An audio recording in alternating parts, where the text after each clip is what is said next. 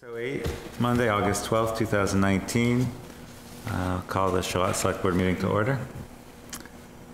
We had a site visit at 4:45 and a site visit at 5:15. Are there any adjustments to the agenda?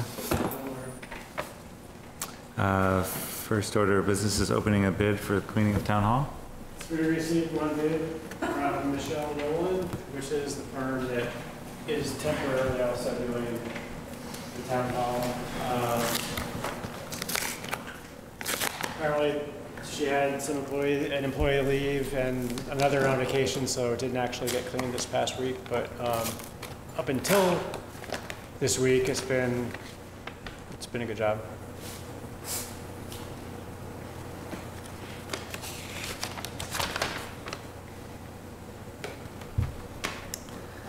The cost per month is $700. The regular hourly rate is $35 an hour. Did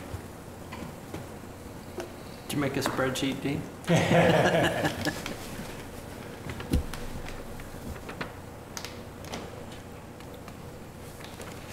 Is there a motion? Or do we want time to analyze this? Yeah, it's up to you. If you want more time, I mean, I guess if there were more bids, you would probably take another meeting, but maybe you don't need that if you want to try her for a year. Mary? Did you hear from her today? Christina did. She had an employee, the employee that was doing the town hall left suddenly, and then, what's that? She went out to lunch. She went out to lunch and didn't come back.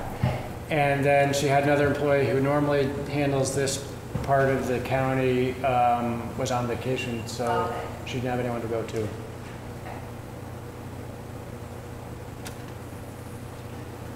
Otherwise, you're happy with what they've done? Better than doing it ourselves. I'll make the motion to have Michelle Nolan Cleaning Service have the contract for cleaning until Fiscal year. the ending fiscal year of 2019. And maybe the price is in there. Okay, the cost per month, $700. Hourly rate is $35. And additional services, $35. Come with really good recommendations. You want to authorize the sign? Authorize the chair to sign. I'll second. Okay. Any more discussion? All those in favor, indicate by saying aye. Aye. Opposed? I'm going to abstain since I used that service. Oh. 4 and 1 abstention. The 6:05 agenda item, Donna Stearns, an application for a highway access permit at 7427 Spear Street. Dean, do you want to? Well, Donna and Rod are here. Welcome. I just will say the map, what I assumed was the driveway is not actually the driveway. I highlighted in yellow the area that says drive, but the proposed drive is actually to the west where there's Right up there. there's 100-foot setback marker arrows, and that's approximately where it's proposed. Louise and Carrie were at the site visit, and Junior was at the site visit. What did Junior think of the site distances? He put his measurement on the sheet. About 425. He said he was okay. Yes, so he did say he was okay with it. It'd be Yeah, that's quite a bit. tight, but it's very doable.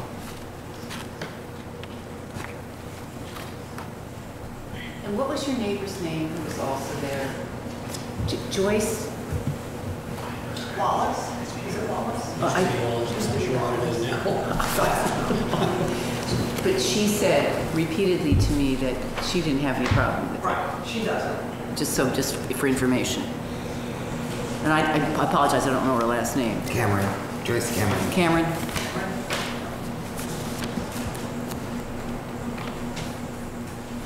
No, I think it's great. It's beautiful setting, and it'll just blend right in with everything else. It's good. Is there a motion? Yeah, I'll move for Donna Stearns' application for a highway permit at 7427 Spear Street. And I'll second. We often reference the application number. Oh, I don't have that, sorry. Oh, thanks. Sorry. Yeah. You got it? I got it. Frank had it. HAP-19-02. Thanks, Frank. Any other discussion? Just one comment as far as the slope coming off, should be a gradual slope coming off, and then, yeah. All those in favor indicate by saying aye. Aye? Aye. Opposed? Great, 5-0. Thank you.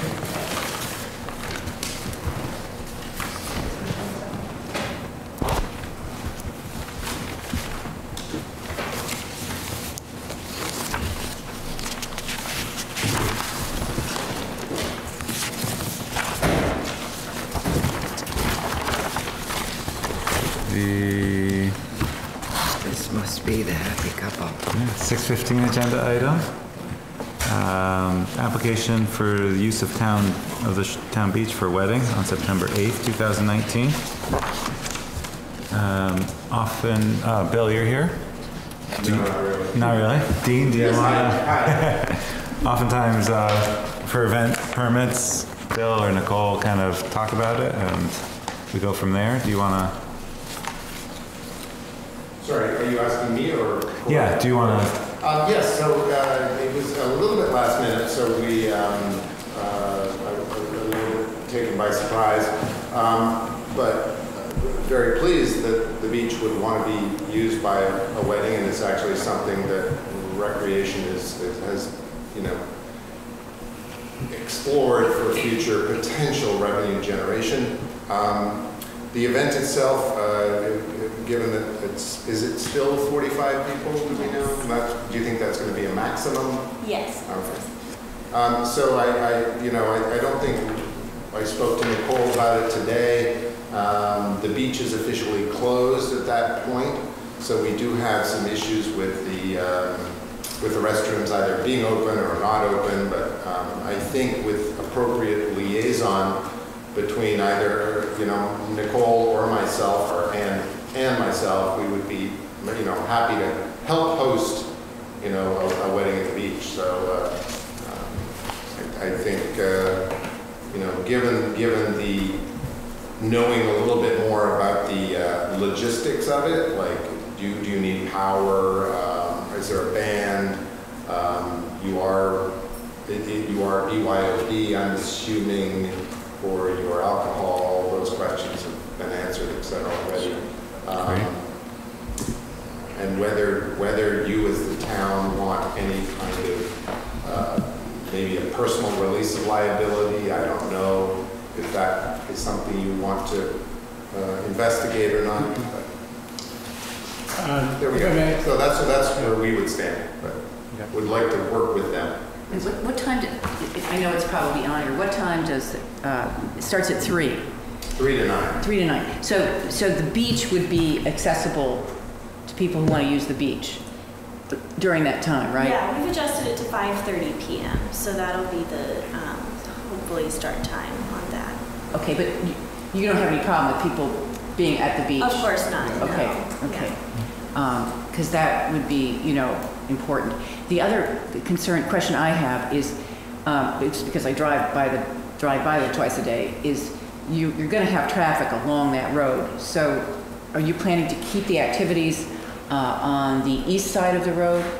So we're just hoping to use the green space Okay. where they do like the Mozart concerts and things like that. With the tables and the little So yeah, the barbecues are? tables, the chairs, and the arch for the ceremony, everything kind of concentrated in one area. We may spread out to, utilize the beach area for photos and whatnot, but the actual potluck and ceremony, we just want to condense it to the one.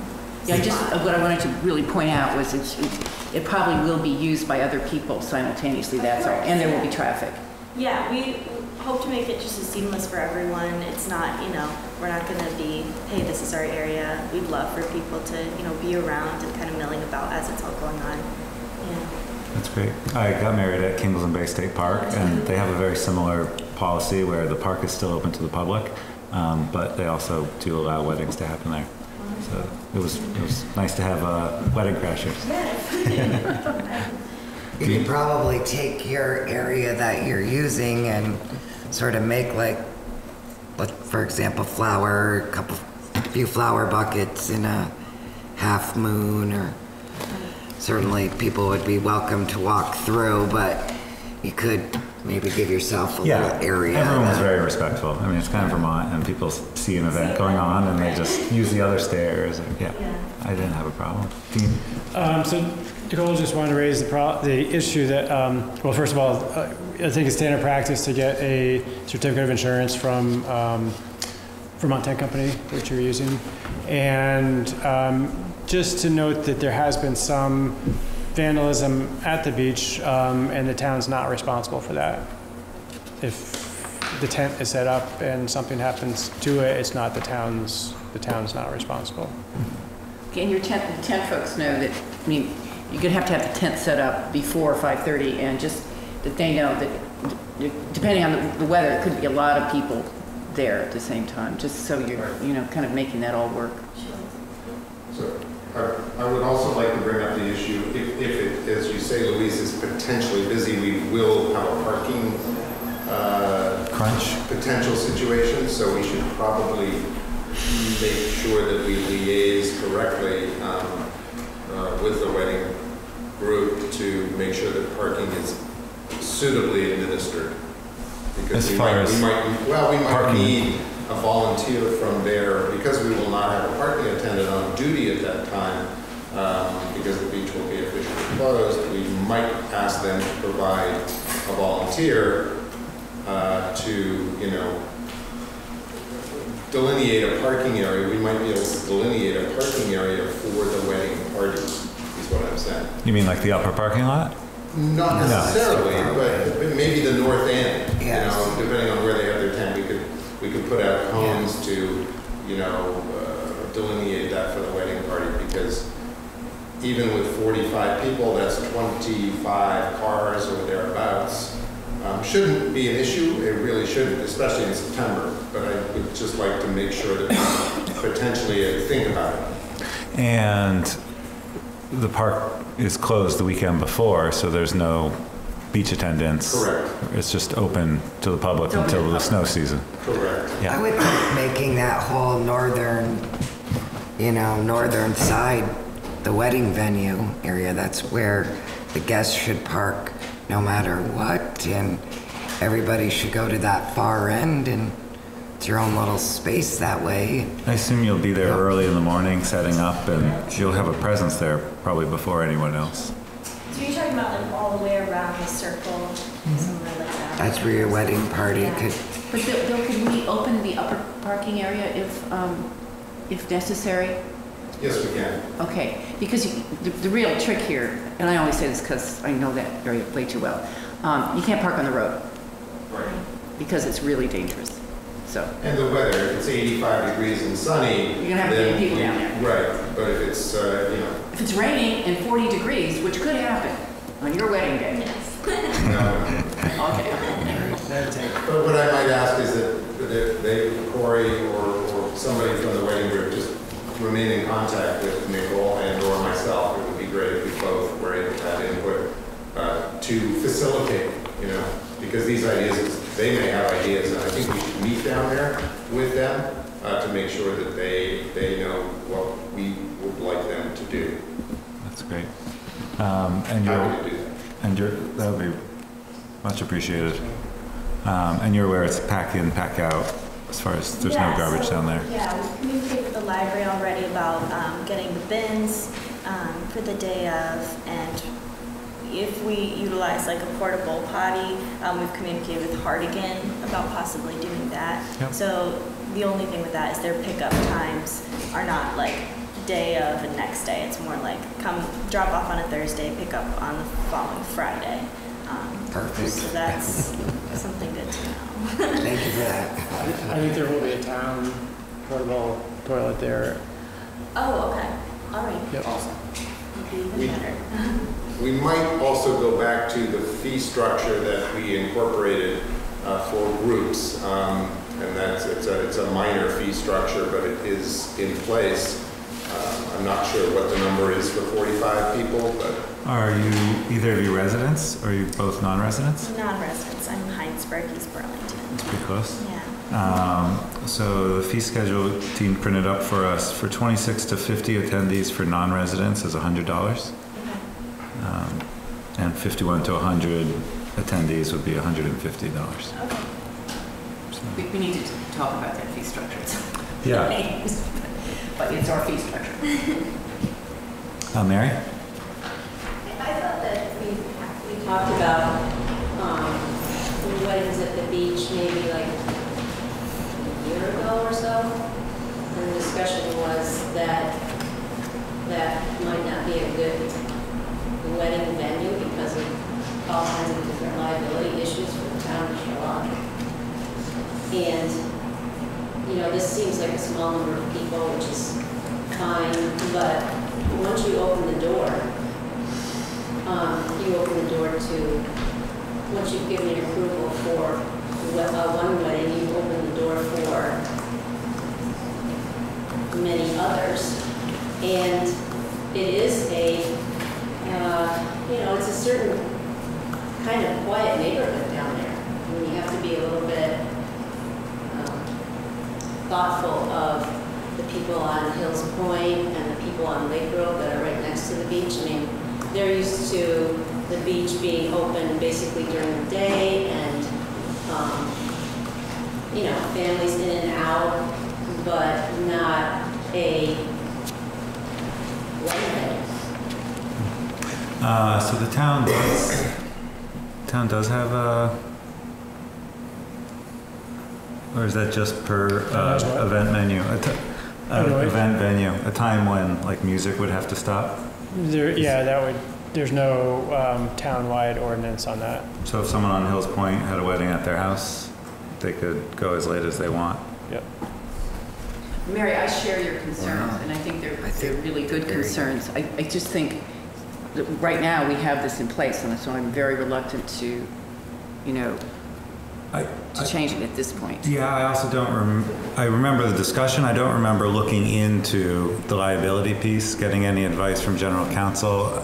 I remember the issue being brought up, but I think it was also talked about being hard to distinguish between a wedding and a birthday party, and what the qualitative difference is as far as liability for having your 3rd and 4th grade class having a birthday party at the beach, and if that's any different than having a wedding of 40 people at the beach. Alcohol is a concern. 3rd and 4th graders pretty much aren't there yet. Well, alcohol is allowed at the beach at all times, I know, but BYOB. it's just I'm just saying, once you open the door, you've let it open for somebody that would like to have their wedding party of 100 people, and somebody that would have a wedding party of 150 people, and somebody that wants, and they want to put fireworks off, and they want to have, and they have more vehicles than we have spaces for them to park. It's not that this group of 45 is really an issue, but you are. So are there any is this a one-time, are you going to say, yes, we're going to do this, this is a one-time thing, and this is what you guys need to do, this is the fee. You need to have somebody that's going to be there to park cars. We are not parking cars. Recreation and Bill Fraser Harris are not parking cars or checking traffic. So if that's something that's a concern that you think should happen, then they should know up front that they should know up front every single thing that you're expecting them to take care of, instead of saying, yeah, this is really great, and just pay $100, and, give Bill a call or Nicole, and, I mean, this is not going to work. Well, I hear kind of your points. At the same time, the town has had in place application for events for a very long time, longer than I've been on the board. The fee schedule has been in place since April 20th, 2015. I don't see this opening a door. This has been a door that's available to anyone to use for quite a while. I just don't see It's it. a different type of venue. They just are. Well, They're very happy and celebrating and, you know, and the beach is not really been used or set up for that kind of large events. Maybe it's something we should look into, Yeah, about no, putting agree. limitations onto the beach But itself in the future. wedding specific limitations. Well, What did we or talk- just number, and maybe things that can happen. I mean, there may be things that we have to put You're missing into. people coming to the beach, not for this, because the beach is basically closed, so whoever comes to the beach is just, you know, it's not a busy time in the summer, but, you know, a lot of weddings are in a busy time in the summer, and you have all the people in town and also out of town that want to come and use the beach, and they are going to use the beach, and it's a lot of, that's a lot of traffic to be aware of. It is. I think that's the point, personally, of the application process, is it allows the select board, allows recreation to weigh in, whether they think it's a good idea or not, allows the select board to make that decision on a case-by-case basis, and event applications can be denied. It also says on here that there is a cap. Events with over 100 attendees will be considered on an individual basis. Additional fees may apply. So I think if people want, we could inquire as to the liability concerns of having specific events and maybe an alcohol policy. And maybe a I don't see time, a and maybe a problem time, with and it. maybe a timing that the, you know, the events can only happen when the beach is closed. You know, maybe that would be something that we'd want to look into. But just, it says on your application, you're not serving alcohol, Correct. but you're not preventing people from bringing their own. Right. Okay, and did you agree to, that you'll provide someone to help manage parking? Among ourselves, you mean? Yes. Yeah. Of Okay. course. I would also add, we have like groups in place. We know this is a general space and we're not trying to abuse it. So we have like groups in place for people to clean up after we're done, people to organize parking, people to different subjects. People are not just running around or just causing traffic. So we have like little groups, friends that we've told, okay, you guys are in charge of parking, you guys are in charge of cleaning up after everything's good. done. Things like that. And the other question I had is lighting. Excuse me. So it's mostly going to be battery operated. We have like battery operated twinkle lights, lanterns. Great. Yeah, that's what we're utilizing. But I just want to make sure you're gonna make sure that you're not serving any alcohol. People can bring it, and you'll have people there to manage parking. Cool. Do we have a lot of alcohol at the beach now? Do people bring it? I just never see it myself. See it pretty regularly Do you? at the barbecue pits, Oh. picnic tables.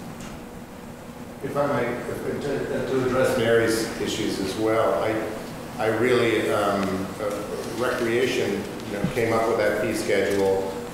We came up with the event application sort of based on a need that was occurring at the time. And I think this, is the cusp of something that is going to be on our radar a little more frequently now than it ever has been. And I think that the process has been established that we didn't get the notification in time, but that recreation deals with event applications, and then they come to the select board.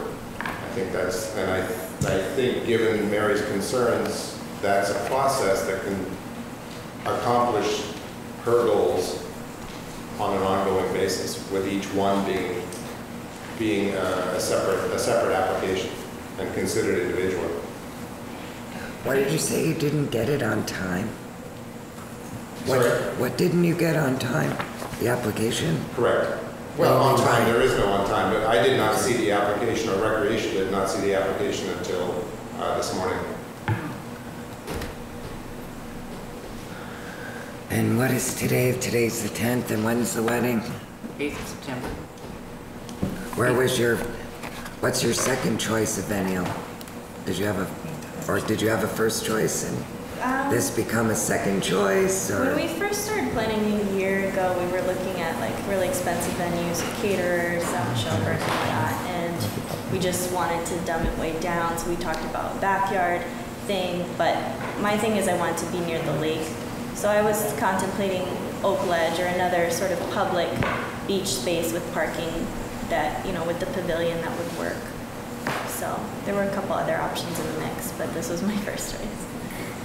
But Bill, it sounds to me like what should happen now, leave alone this application, because we're here, but the committee should take up this issue, right? And We've taken it up in the past, and we've got to the point where we are now, and we now need to address it on a, as you've said previously, you know, times have changed, and the beach, I think, will now become a much more popular venue for events.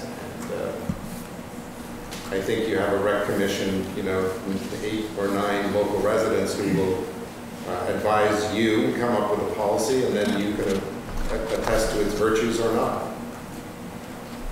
But in the meantime, I think it's a wonderful start to an ongoing process of having the beach be used as a public venue. But so you can put on your plate the policy and for this going We forward. have a meeting tomorrow. It will be on the agenda. All right.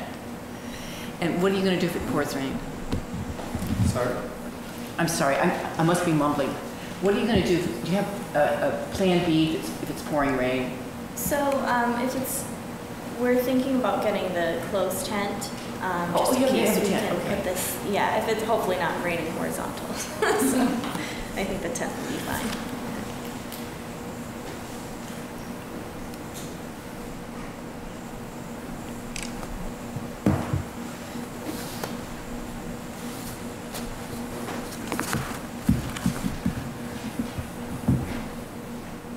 Well, my thought is that we could, you know, a one-time shot, but no more until a clear path forward is their policy.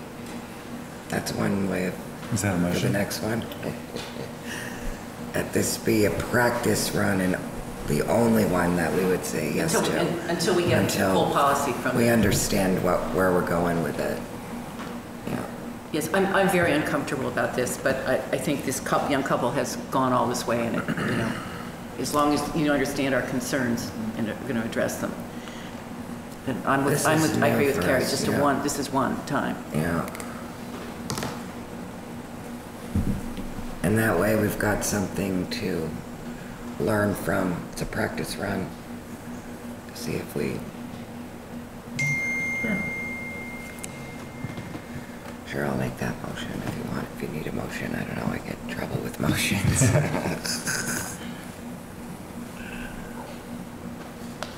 What do you think? You like weddings? He loves weddings. We had hundreds of weddings before I came here in California. I got a list of things we should do. Insurance is usually, if it's an official venue, you have your own insurance covered. If you're out of the ordinary venue, most homeowners will provide a rider to do it. I mean, if parking's an issue, they have to hire a valet. If, you know, I can give you a checklist. So I think it's fine. This is not the first wedding at the beach, just so you all know that. There are others in the past, like in the distant past. I think if you ask Robin about it, Robin Reed, she'll tell you about a wedding that happened down there. Hers? I'll let her tell you. Carrie, did you want? Sure, I'll make that a motion. Okay, the motion is this is we're One time. going to approve this. Approve this. And we're asking the Recreation Commission to come up with policy. Yep. It's a double motion. Single motion. Co-sponsored. So you should. I'll second. Motion and second. Any more discussion? That's what I figured. All those in favor, indicate by saying aye. Aye? Aye. Opposed? Have a good wedding day. Hope you have good weather. Yeah.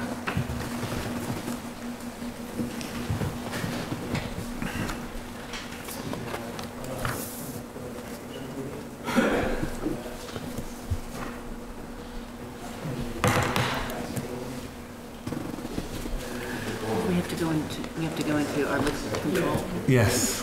Okay. Someone want to do that one? 6:25 is, we'll have to adjourn as the Make a motion to recess. adjourn as the Liquor Control Board, As a select board and then reconvene as the. or what would you say?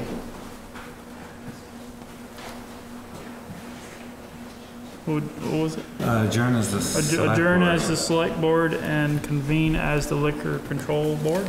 A second.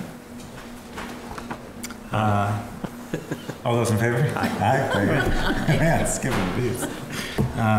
So Philo Ridge Farm and Livestock LLC, DBA Philo Ridge Farm, has a request for a first-class liquor license to serve beer and wine.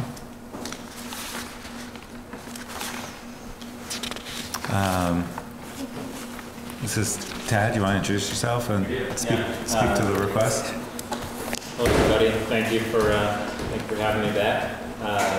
We're excited now, being a year into operations, that we have a lot of people come by. We've had some great events at night with other breweries, other Vermont businesses, distilleries. The folks at Shelburne Vineyards have come down, but it's really, I think it's the logistics will be easier. There'll be a safer and more reliable way to do events if we control it ourselves. And we've had some great encouraging conversations with the Department of Liquor Control, who have said that they would rather us have our own license rather than having other people come and do our events, which we're all in favor of. So this application is really for a permit that would allow us to serve beer and wine out of the market, which is set up so that we could serve from behind the counter, and people could come in after a bike ride or in for dinner and get a beer, get a glass of wine, and sit out on the porch.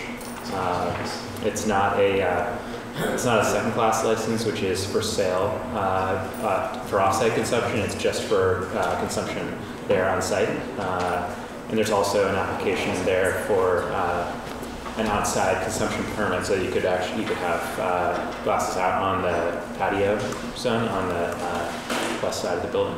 So that's the long and the short of it, and I would be happy to take any questions you have. Well, what is this turning into? I don't think that it's turning into anything more than it is at this point. It's just offering what we've had to date, but in a format that we can control. Right. So what are you considered now? At this point, we're considered a farm market, and that's what we would like to remain. So to do this, would you need a restaurant license? We actually have a restaurant license through the state because they have a pretty limited number of categories that you can fit into. And so in order to have seats, we had to apply for the health license for a restaurant category from the state. And what are the number of seats? We have 40 seats on our license. So that's the seats on the interior of the space. And then the septic system, the permit for the septic is permitted for up to 75. So we could always, we could down the road go and seek the full 75 license, but we wanted to be a little bit careful about how many people. Are there 40 seats within the structure now? There are, yeah. And does that mean that there are, when they're out on the patio, does that mean that they are removed from the internal and put on external? That's a good point. No, we just have our picnic tables out on the patio, so we haven't been considering that part of the interior seating for the space. Right, but it would be part of the, to me, it'd be part of the restaurant space. That's a good question. I'd have to ask the health department or the DLC who between the two of them oversees that. Realistically, if it's nice, people sit outside. If it's not, they stay inside. Well, I know that, but I mean, when the state authorized you to have a 40-seat restaurant, usually the 40 seats include all the seats for the restaurant, whether they're internal or external. I mean, if that was the case, how many people would have a 10-seat restaurant and have 50 seats outside.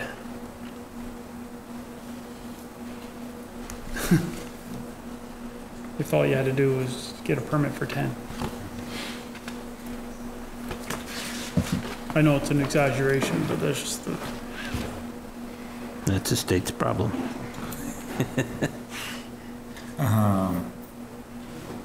So the application in front of the select board is to be able to sell beer and wine for consumption on the property. That's correct.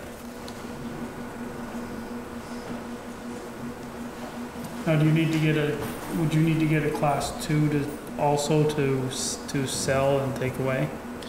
Or does the class 1 cover that too? No, it doesn't. The class 1 is just, first class is just for consumption on site. You know, open the can or pour the glass. And at this point, we aren't considering selling for off-site consumption, selling bottles out of the case. Now, is this considered the ag product?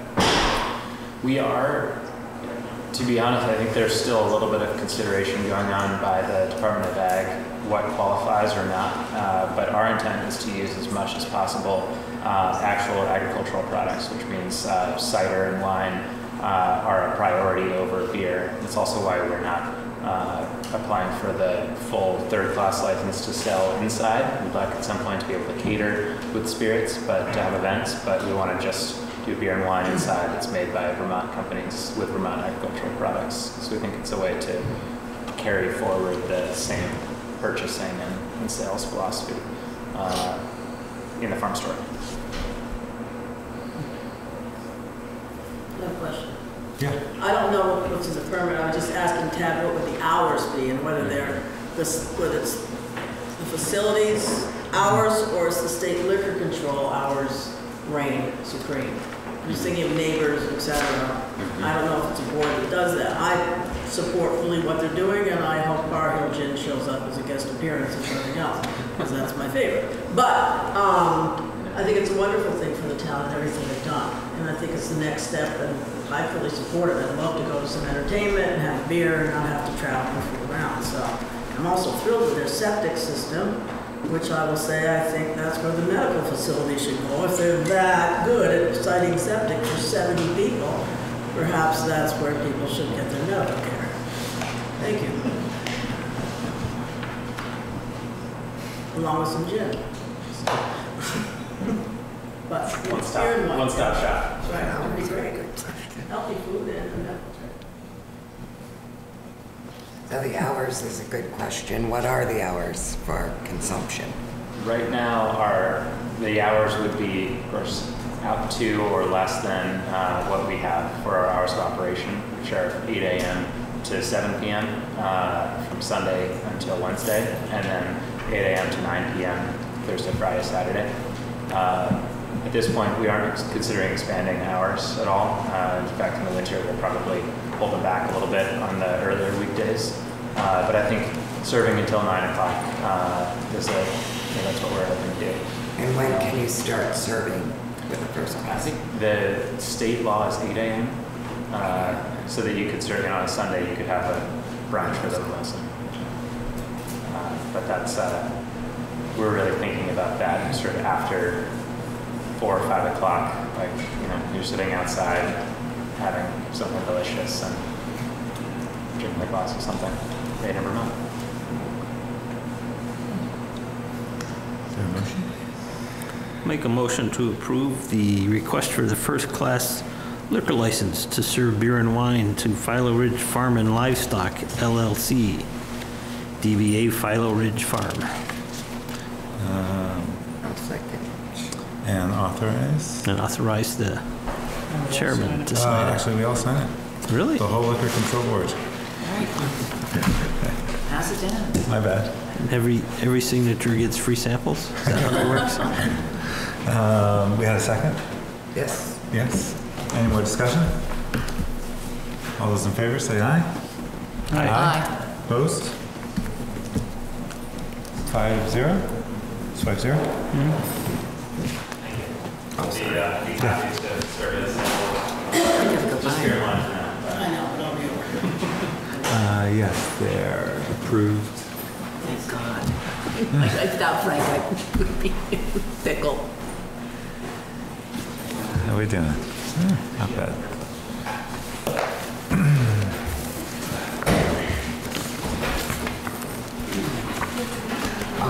Yeah, I was gonna let everyone sign it legally. Oh, that's right, we have to sign it. Okay. Stop mid, those two won't count, but. All right. At least get them to try it. Yeah. So what's next on the agenda?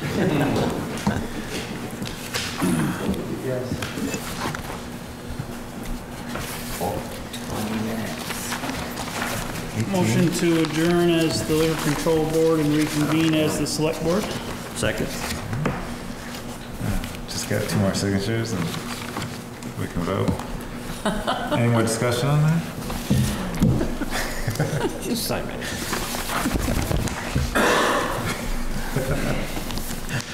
All those in favor, indicate by saying aye. Aye. Opposed? Next agenda item, CVFRS, fourth quarter and year-end financial report. Thanks for waiting. Good evening, everybody. How are you all? Good, you? Okay. So maybe I'll get us started briefly. So for the year, we had an annual budget of $783 grand.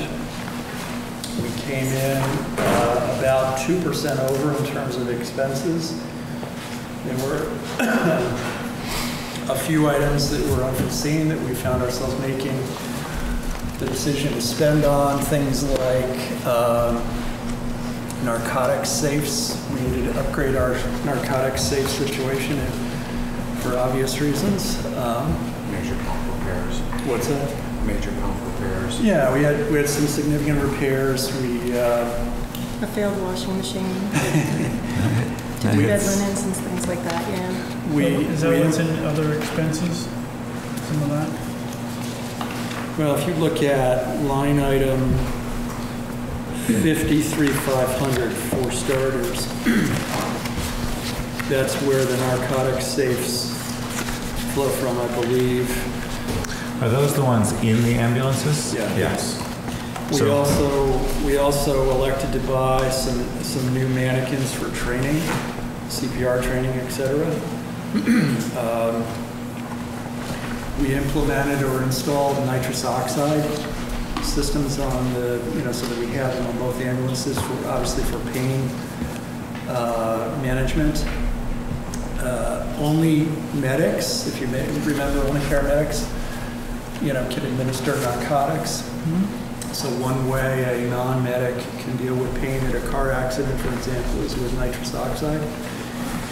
So things like that. As a result, we were about 2% over budget. But on the plus side, our income exceeded the original expectation. For a couple of reasons, one of which is that we upgraded our ambulance billing capability. And as a result, I think we were more efficient about the billing, and we had more revenue coming in from ambulance billing. And I think also there was a program services income, sort of not windfall, it was somewhat expected, but we had additional income come into the organization as a result of a commercial insurance, coverage paying off, and I forget it was the program services covers everything for income coming in from hazmat billings to the classes I teach outside the organization. Other departments pay us for those things. Right. So it's covers a wide spectrum of usually unexpected income. Retire fire? Huh? Retire fire or something? Yes, that was a small percentage of it, but yes. So the other thing that's included in there is if you go back to the conversation you were having, like in the last half hour, there are times that when you're reviewing those applications, there's a requirement to provide ambulance service. Mm-hmm. And those fees that we charge land in program services as well. Nice. Like the bicycle events? That's the bicycle events, the Cross Lake Swim, all of those, once we bill them, when we collect the revenue, we capture it in the program services. So again, it's something we can't budget for because you never know year to year. Right. So the bottom line is we were over by about 2%, which is, around 16,000, but our income was up about 3%. So we actually had about a $6,000 surplus, which brings us to kind of the next part of the discussion, if you want, which is, right, Dean, did you provide them with the updated sheets? Oh, no, hard copy, no, I don't. Okay. Sorry. So per the MOA, per the Memorandum of Agreement, there was a reserve created so that in instances where we have more income coming in than expenses, we could create a reserve account that would help sort of deal with unusual years where expenses, for whatever reason, far exceeded expectations. It allows us to not have to come back to the town for sort of emergency capital to meet that deficit. So leading up to this year, the reserve balance was actually $53,000. And this year, we had a $6,000 surplus, so we can actually add it to, per the formula that was established in the MOA, we're in a position to actually add that $6,000 to the existing reserve. And if you remember, the way the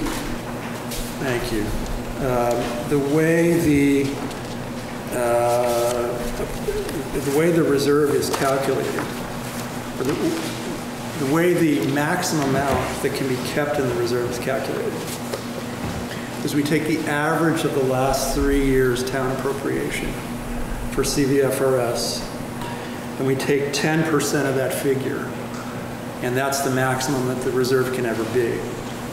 So in this year, we went from, we were able to add the 6,250, so we took the reserve balance from 53,000 up to just a little over 59,000, and that's where it sits at this point in time.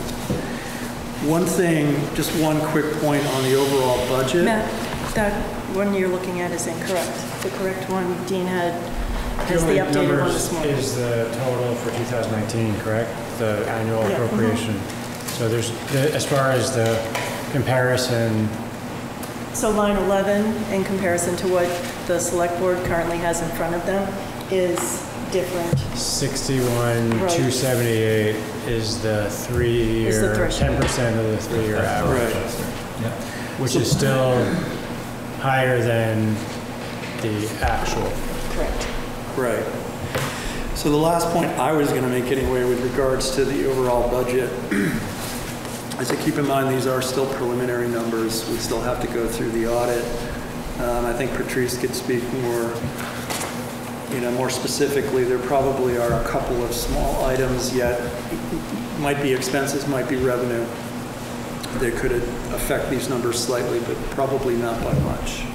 So that's about where we are. Looks like fire was over quite a bit. Did we talk about some of that? We had some major pump repairs on our 2004 pumper, which unfortunately it had some reliability issues.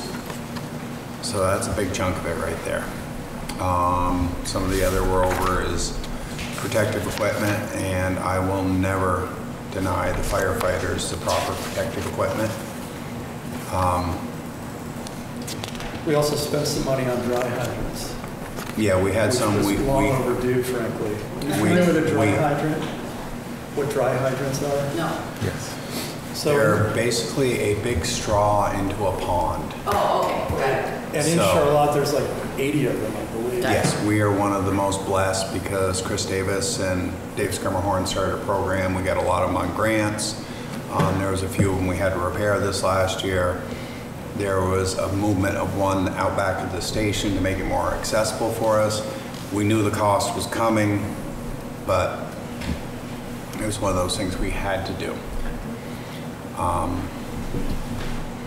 The other warning I will give the board is in this EMS district, there are wage pressures. And part of our budget was addressing these wage pressures to attract and keep employees. And all I'm going to say, and I say this I think every time I'm in here, it's going to get worse. So. So Matt, one of the line items you're probably looking at is the fire equipment line item, which is like over 200% over. Dick can probably speak a little bit more to this, but there are some Paratech items which are used in extrication, some struts. We also needed to, there were some fittings and gaskets in there as well, and regulators and hose. Sorry, I think there are probably some people in the audience that want to hear that may not be able to hear. If you could ask the fire and rescue folks to just speak up a little bit.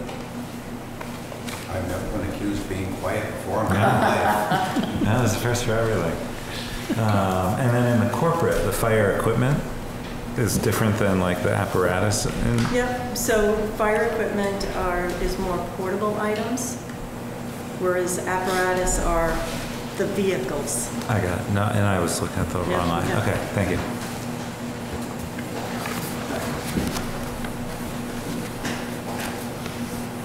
Other questions? If you have any specific questions or anything, I'm going to walk you over and walk through things or show you items or... Well, I'd like to know how your volunteer firefighters are working out. My volunteers, especially my junior officers, are doing great. Okay, and how many? You have We're some in the new ones? mid-20s as usual where we stay. We have some really well-trained people. I don't feel the need of having to be there all the time because of some of these well-trained kids. Shouldn't call them kids, but young adults can handle the situation, and that's, as I get closer to 60, that's I was going to say, it just gets worse and worse. Yeah. It's getting better. Yeah. I don't bounce like I used to, so if these kids can do more, I'm happy. I think one of the things that Dick isn't sharing is that I believe the younger officers arrived on scene for an extrication. And he heard from the other chief what a great job that they did. Once they were on scene, they took command, extricated the patient from the vehicle, and In 9 minutes. So hats off to them. These were junior officers that... Well trained. Yeah. Now, Carrie, the other side of the equation is the rescue volunteers, which we've seen an increasing diminishment of. Right now, we have 4 active volunteers on rescue, and that number continues to slide. And do you think that that'll ever change and get better? It's hard to ask someone to come to the station, spend 12 hours there with the pressures in this town. The younger people that would do this, some of them are working 2 jobs, they're raising kids. It's not going to happen. If you want an ambulance in this town, we're paying for staff 24/7. Plus go through an ever-increasing amount of training that the state requires. Yes. EMT basic, I believe, is 180 hours. To add the AMT, which is a requirement for our crew chiefs, is 190 and a year as a basic. The paramedic level, which we're lucky to have a few, which are getting harder to come by and harder to find, is at the minimum a 9-month program. Our firefighter 1 and 2s, the volunteers, firefighter 1's a 180-hour course. Or actually, sorry, that was a few years ago. It's about 220-hour course. Right. Firefighter 2 is another 160 hours on top of that. Then you have instructor classes, and these classes don't prepare them for everything we do in town. Outside of those classes, we have to teach them water rescue, high-angle rope rescue for Mount Philo, ice rescue for every dog pond in town and the lake, and vehicle extrication. And our bread and butter is vehicle extrication. Years ago, we sat with the chiefs around us. Charbon has a ladder truck. I'm never going to come ask you for a ladder truck, because when we sat down, they were like, we'll do the ladder truck, you do the heavy rescue. So we're trying to split expenses and training time. So, but yeah, our volunteers are doing great on the fire side. Ambulance volunteers are a bonus. I know the town has, the fire department had a foam truck for years. What I'm wondering about is PFA exposure to the firefighters, or if it ever happened, or you always had the perfect kind of PFAs or whatever. The PFAs were, and the Teflons and the foam were mostly in a Class B foam.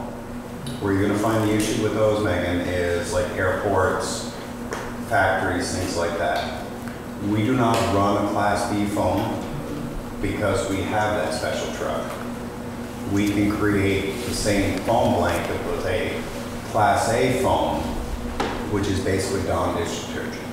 So it hasn't hurt, no firefighters were exposed to whatever? No. Okay. My second question is, are most of the accidents on Route 7? No. They're not? No. On that corridor? No. I was hoping you'd get Mike Y to apply for a grant, at least to give the town some money. But no? Just so you know, with the heavy rescue, over the years, especially after 9/11, we put in a ton of grants, and the federal government gave us probably, I'd have to look back at the records, around 2001 on up, but over $250,000 towards the heavy rescue. So the heavy rescue, we were one of the few established at the time, and after the first year of writing a grant and writing it 50-50, and I learned how the game played, I no longer rode 50-50, and we asked for everything.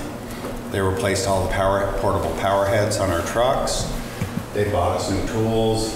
They bought us the first 2 sets of Paratech struts. The ones we're adding to now are a little heavier for bigger vehicles. They bought us airbags. How long do you think we can reapply? How long?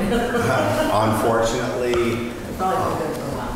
no, unfortunately, well, this year we actually did get a federal grant under that program for about $60,000 to replace the air compressor in the station that fills our air bottles and everything. That we originally got the original air compressor under this 9/11 program. Good job, thank you. So we chase grants, I chase individual donors. Anything I can do to improve the service in the town, I will do. If I could chase the federal government for more heavy rescue equipment, I would, but once that program sort of self-centered, the cities felt they were a bigger target, so they didn't spread the money as much.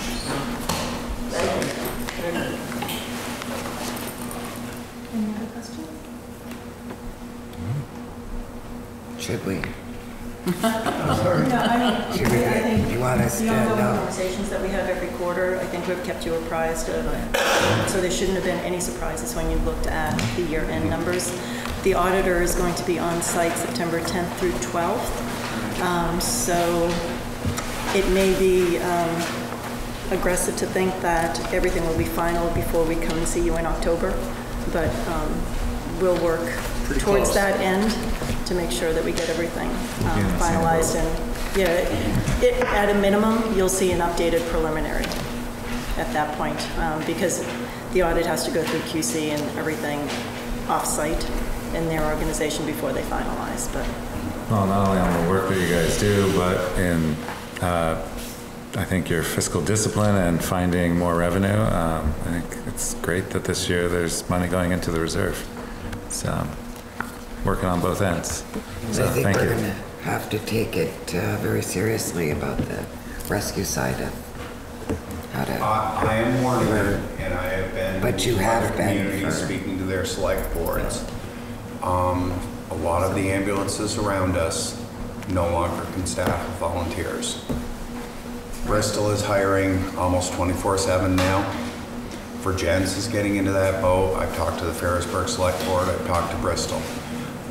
We even compete with like Milton and St. Oh, Albans. we really compete with Milton and Colchester because their pay rates are way above ours. Our only saving grace is we're not doing 20,000 calls or whatever, that we can attract some of these students down here that, yeah, I've got homework to do and I know I'm going to hit a call or two, but I'm not going to be out 12 hours straight in my shift. And that's the only way we've been able to keep enough people with the pay scale we did. We jumped our COLA early. Last year, out of this budget you see, we've actually had to do another pay scale increase for the per diems. Are we all except for EMRs, we're now above the $15 pay rate, yes? But barely. So when they're screaming $15 an hour minimum wage at McDonald's, the people going out the door doing this are making maybe that. So it's just something to think about, and I'm just letting you know to stay competitive. There might come a time where we have to say we've got to sit down as a group, and We've been warned. yeah, every time I come in here, because it's It's interesting, I pay a college student to work, and she gets to study after she gets her list of things to do, but she works for a little less money, but she's got the opportunity yes, to. and that's the opportunity we offer. For years, we were able to keep the volunteers here from UVM and everything by offering Wi-Fi, laundry, and computer access. Then they learned they could get paid for doing this. So, and then you've got Milton, you've got Colchester's way above us. You've got Milton, you've got Essex. But they're so much bigger though. And Virginians, you've got Bigger. Bristol. And Still these bigger than services us. no longer can provide with volunteers on the ambulance side. We post flyers at UVM, various locations, and we're doing all we can do. We also instituted a referral program.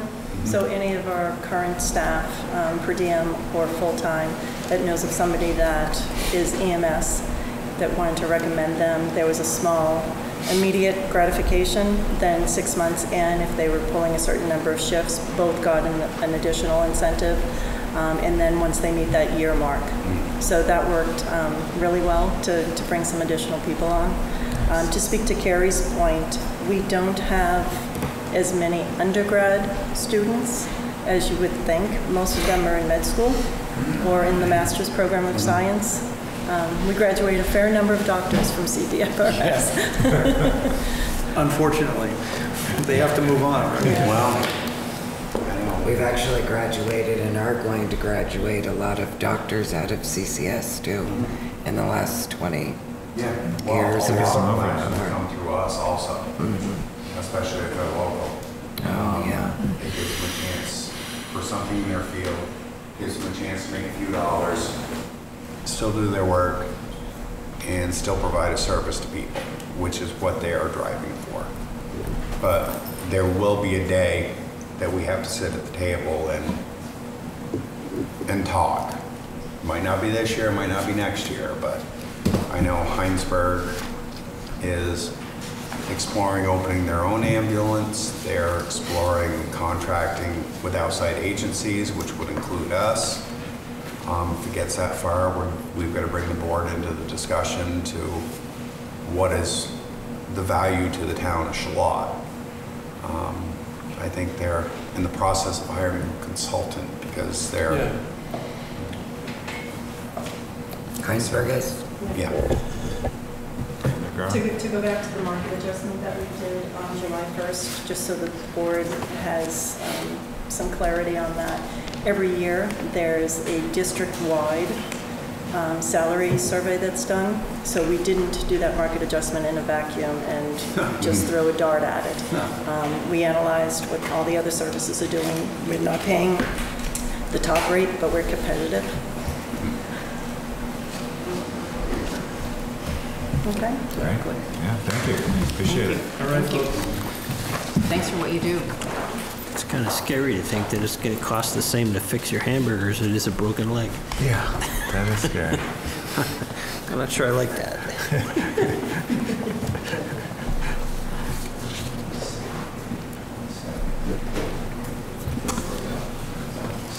7 o'clock item, public comment.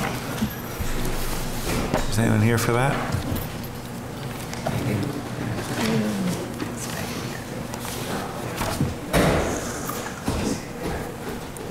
Are you here for the 7 o'clock public comment? Well, I really want to hear about the traffic common study in the other part of town. And Coming right up. then I'm like, my wishes come true on the other side of town. So, yeah, just thought maybe you'll spread that a little bit. The 2 miles that are now 50 miles an hour. That makes no sense to me whatsoever. 2-mile road, 50 miles an hour, and then stop. Doesn't make any sense. So, I just wanted to hear how this is progressing. Great. Thank you. Yep.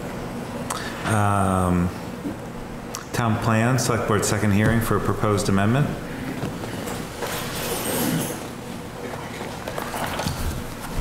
Do you want me to give an overview? What's that? Do you want me to give an overview? Sure, please. So, for the past, 2 or 3 years ago, the Planning Commission started with an amendment to the town plan to address the energy issues, both siting and generation. The previous amendment, I think there was a deadline as far as adopting that when the town plan was going to expire, so they, went without the energy amendment at the time, and now that's been worked on with the help of the Energy Committee and Emily Noschler from Chittenden County Regional Planning. So that plan was submitted to the Select Board on December 9th, 2018, and the Select Board has 1 year to hold hearings and decide what to do with it. So this is the second hearing that you've held. The first hearing started, well, actually I don't have the date it started. I know it was on June 10th was, I think, the final date. And there haven't actually been many changes between the first hearing and the second hearing. I think Select Board noted there were a few typos. Those were corrected. So the main focus of this amendment is addressing energy use and energy siting. So over the course of the time between the Planning Commission's work and the Select Board's work, the maps have been updated, and I think, barring any additional comments, I think the Select Board will be ready to determine if you want to have the town vote on it, which needs to take place before December 9th, otherwise it expires. Or the approval from the Planning Commission, the submission from the Planning Commission expires. We can't have a few meetings. Oh, sorry, Jill. Go ahead. No, I was just going to say, we have to have an Australian ballot town vote on it by December 9th of this year. That's correct. And we don't have an election this year. Right. To state the obvious. Right. Okay, so we're going to have a special election? Okay. I think when this has happened in the past, the town has still had the election on the first Tuesday in November, okay. Just Great. because it's more habitual than any other date. And how could we wait until town meeting day? Sorry? Is there any way to have hearings enough to have the vote on town meeting day? It would trigger a requirement for new hearings by the Planning Commission and the Select Board. Be start over. Johnson. Well, it's too bad it was timed this way. It's too bad from now on we should try to get these to be able to be voted on during a town meeting. A special meeting's gonna get 100, 200 people out to vote. Well, and the hope was to have it ready for the last town meeting. Yeah. It just didn't quite make the finish line. It's not for lack of I know. having exposure. You guys have had a lot of discussion about it that the Planning Commission had. And it is unfortunate that we're going to have to rely on the first Tuesday in November, but I think it's really important that we do. Hopefully the Select Board agrees, because a lot of work is going into it. I think it's the right thing to do. I think it gives the town the substantial deference that we believe is really important, and provides a lot of other detail behind it in terms of energy consumption and goals for the future. There's a little caveat there based on my discussions with Dean, that the the planning commission has to issue a letter to the select board that basically says, we don't think the changes that you've recommended alter the core of what we've done, the work that we've done. We were originally going to try to do that before this meeting, but that wasn't possible because I wanted to make sure that all the planning commission members get a look at it. So they have it now, and we're going to discuss it. And I expect that we will take care of that letter after our meeting this Thursday. So I think Dean had a good suggestion, which was to continue this hearing tonight until the next select board meeting, so that gives the planning commission the time to submit the letter.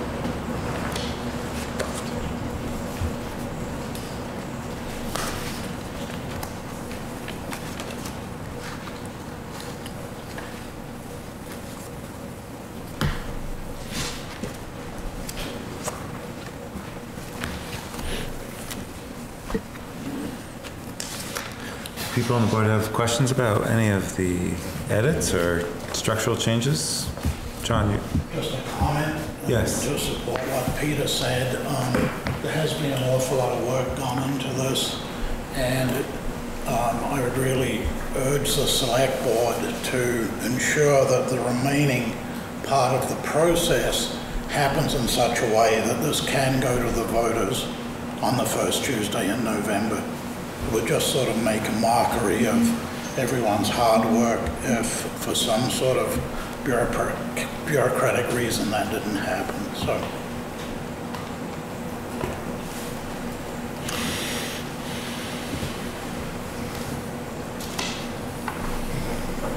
I'll make a motion to continue the hearing on the town plan proposed amendment to the August 26th. To August 26th meeting. That's the next. Yeah. And we actually selected the town hall cleaner, so we have an opening at 6:20. We can take this up. I'll second that. All those in favor of continuing this hearing until, and taking it up August 26th at 6:20, indicate by saying aye. Aye. Aye. Opposed? Okay. Thanks for your time. Hopefully we can have that letter and vote on it and set a date for the election. First Tuesday in March would be, or in November would be, is that for you? Sorry, John. November 5th. So.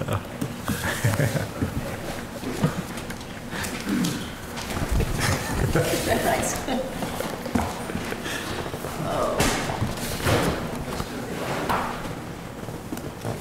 Okay, I'm going to keep this here so I don't have to reprint it next time.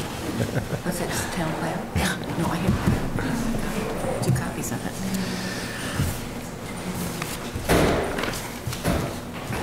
Thanks for taking the trouble to come. Thanks, Emily.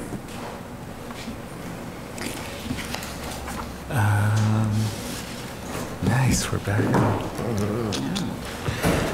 7:20, traffic calming study for East Charlotte Village. Dean, do you want to? Actually, I'm going to turn it over to Peter. Sure. We as many of you may know, we've been having many meetings about the East Village, which originated,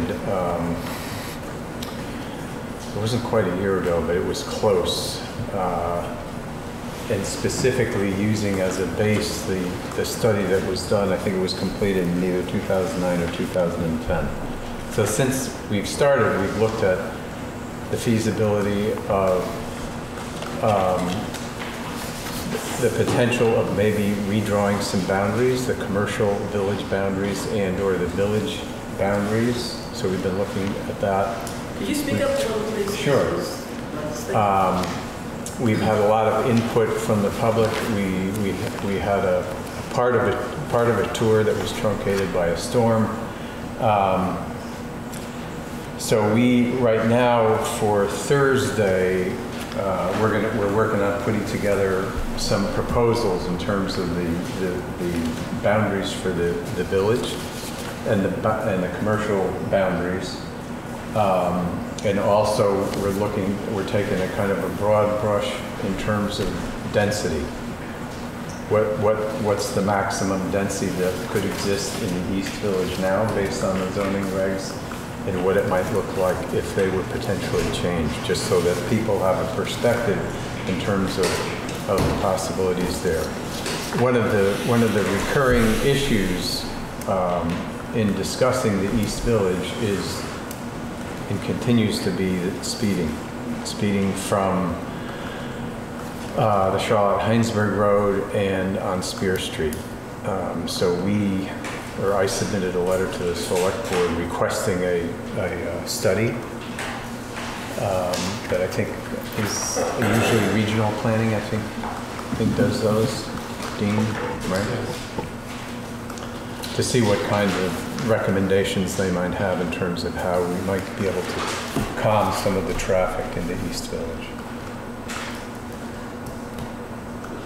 There actually was quite a few, there have been quite a few accidents east of the corner, more so than anywhere else in town. East of Baptist. Other than Route 7, but yep, east was so. Peter, in that letter, you have some data that the Chittenden County Regional Planning Commission has provided. That was from 2010? I think so. That was something that Daryl pulled together, I believe. And I think they cover the bulk of the cost as well. So I think it's not a huge expense to the town. Yeah, I did check out with regional planning about their work incorporating a study such as this into their annual work plan, they call the UPWP, Unified Plan and Working something. And they said, yes, they do this type of work in that UPWP, and we do need to apply for it. There is a committee, not of staff, but of the different committee members that are volunteers representing different towns, and they review all the applications, and depends upon who else applies and how much money there is, but generally they do this type of work. Have we applied for that yet? Not this year. The deadline is January, so they'll send out application forms probably in November, and then we'll have it on the Select Board's agenda in November, December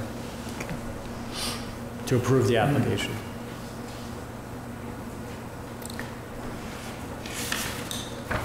Now I'd like to comment. Megan? There's a couple of things.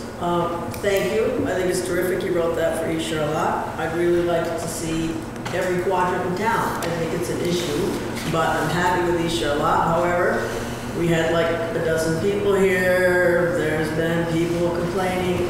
And moreover, this part of town, it actually appalls me, but I didn't say anything last time, that we just built a brand new 180,000 or whatever playground for children that they can't get to. That they literally can't get to unless their parents drive them there. It's like crazy. I mean, and even if this couple wants to get married and just have 45 cars maybe, it's a big thing. And also, by the way, September is leaf viewing season. So people go to look at the views and they're going to run over the bride and groom. I mean, there's issues. You need to like slow it down. There's all these reports that texting and blah, blah, blah is just deadly. As bad as drunk driving, and everybody's doing it. We all see it all the time. And we have no place to get off the roads, etc. I'm just asking you to take the big thoroughfares in town, which are those roads in East Charlotte, as well as Ferry Road. Now, the most recent thing you've done is post 50 miles an hour for 2 miles. It's insane. Past my house, run over some turtles, kill the squirrels, kill anything in the road. I heard this is the wildlife corridor that this town supposedly cares so much about. It's marked right behind Louise. It's my property. Cabello. They're just getting slaughtered, but we theoretically care about them, but not so much that we're going to lower these people in it, let alone for human beings. So I'm just asking. I think it's a terrific idea. I will help write the grant. I've written grants before. Throw in Ferry Road. Throw in some other places that it really matters to slow things down. That's all. all I'm asking, and I will not go away until he says, or I leave the planet. But it's a serious problem on Ferry Road, and it gets actually worse in winter because people still try to jog, and now there's absolutely nowhere to go. But I've almost been killed in East Charlotte as well. So Peter, what's your view on trying to include a second or an expanded traffic calming to Ferry Road? I think it's fine. Yeah, I mean, I think if it's feasible and it can be done, yeah. You know, I mean, you could basically say we want a speed study of the Charlotte-Heinsberg Road corridor, and we want a speed study of Spear Street, specifically in the West Village area. But the Charlotte-Heinsberg Road, it could be from the boundary of Charlotte to the down to the lake around that area. Yeah. I would consider this great progress. Just saying. Thank you, Peter. It's going to be great to have a bike path from 116 all the way down to the ferry. Right. A real bike path. A real bike Not path. like in Charlotte. On the road. The painted bike path? Not the little thing that the painted line isn't even straight. If you It's this thing in some areas. Did we make the county transportation list for the bike path from the ferry to Route 7?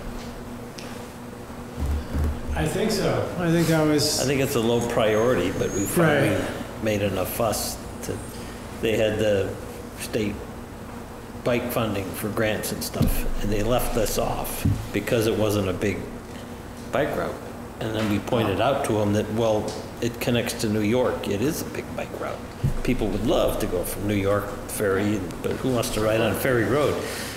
The state has designated this road as part of, and they advertise it all over the country, come and bike in Charlotte. It's part of the biking trail for the entire state, Ferry Road, and then it goes off on the lake. I mean, it's just crazy to me that the state does that and nobody looks at the danger. Do we need a motion to include East Charlotte, Peter? We need to. Probably, because the letter, I forgot what it says specifically, it just says. It pretty much is the East Charlotte Village, I think that's where you focus the request. I think what you ultimately will need a motion for is the application to the UPWP, and that would identify the corridor. So if you want to do that now in advance, that's fine. Yeah. Can we tie it into that just transportation project? Because, I mean, that's actually on the state's radar for on their something. map. You're right. Yeah. So that'd be Heinsberg Road, Church Road, Ferry Road, corridor, plus Spear Street. And I guess we would have to ask them how much of a bite can we do, or whether they want us to divide that into 2 years.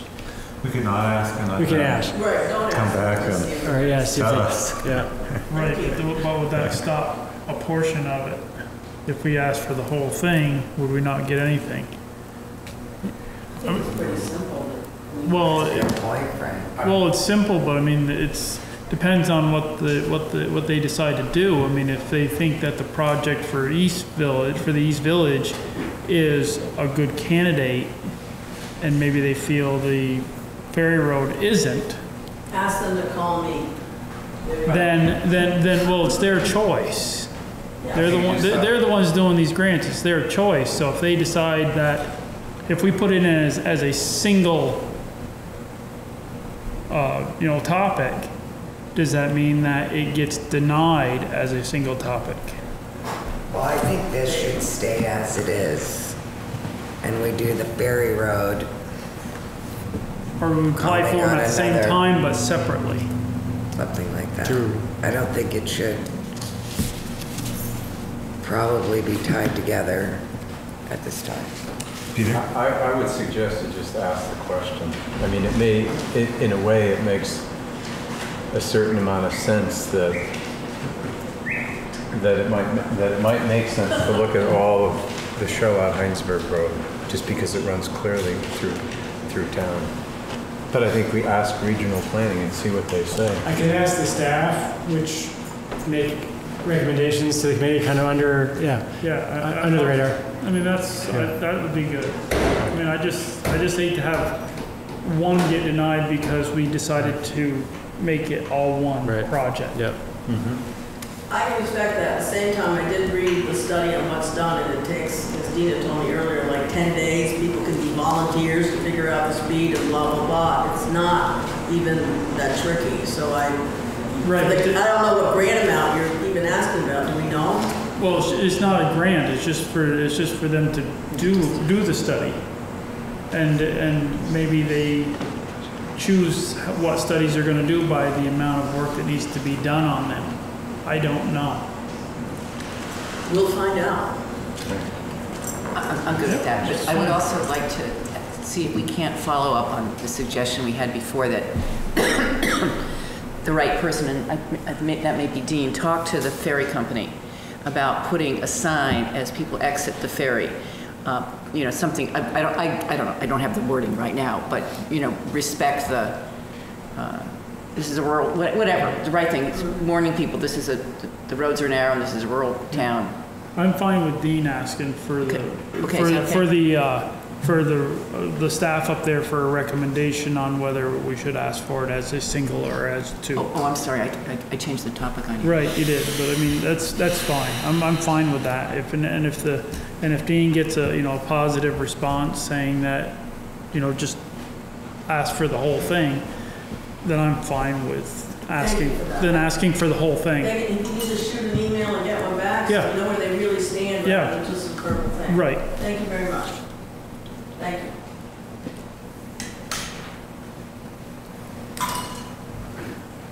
So, no action now as far as officially approving an application, or do we want to do that? After you hear back from the staff. Sounds good. So we'll bring this up next meeting? Yes. 10 minutes, 5 minutes? How do y'all feel about Dean following up with LCT? I think that's a great idea. Okay. And we can figure out what that sign would say. Thanks.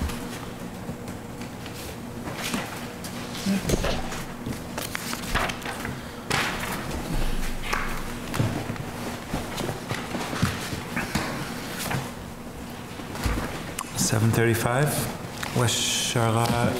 Thank you. That one. No, that's the liquor. The signed liquor license. I'll find it.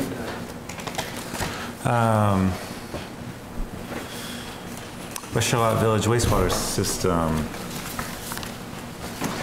Continued. Dave Marshall is here.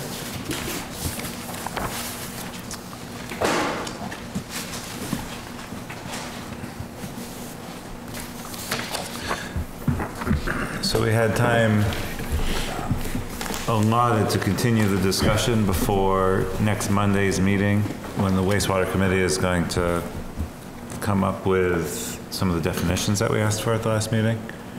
That meeting isn't till next Monday. Next Monday, right. So they haven't met to address those questions yet. Right, and we had this time to just continue the discussion until then.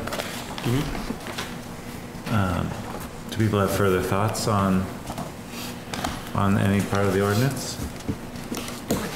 We covered it really well last time. Yeah, I went through our zoning bylaws a little bit to look at some of the things, and there were definitions that were in there that weren't in the ordinance, and then there were some in the ordinance that weren't in our zoning bylaws.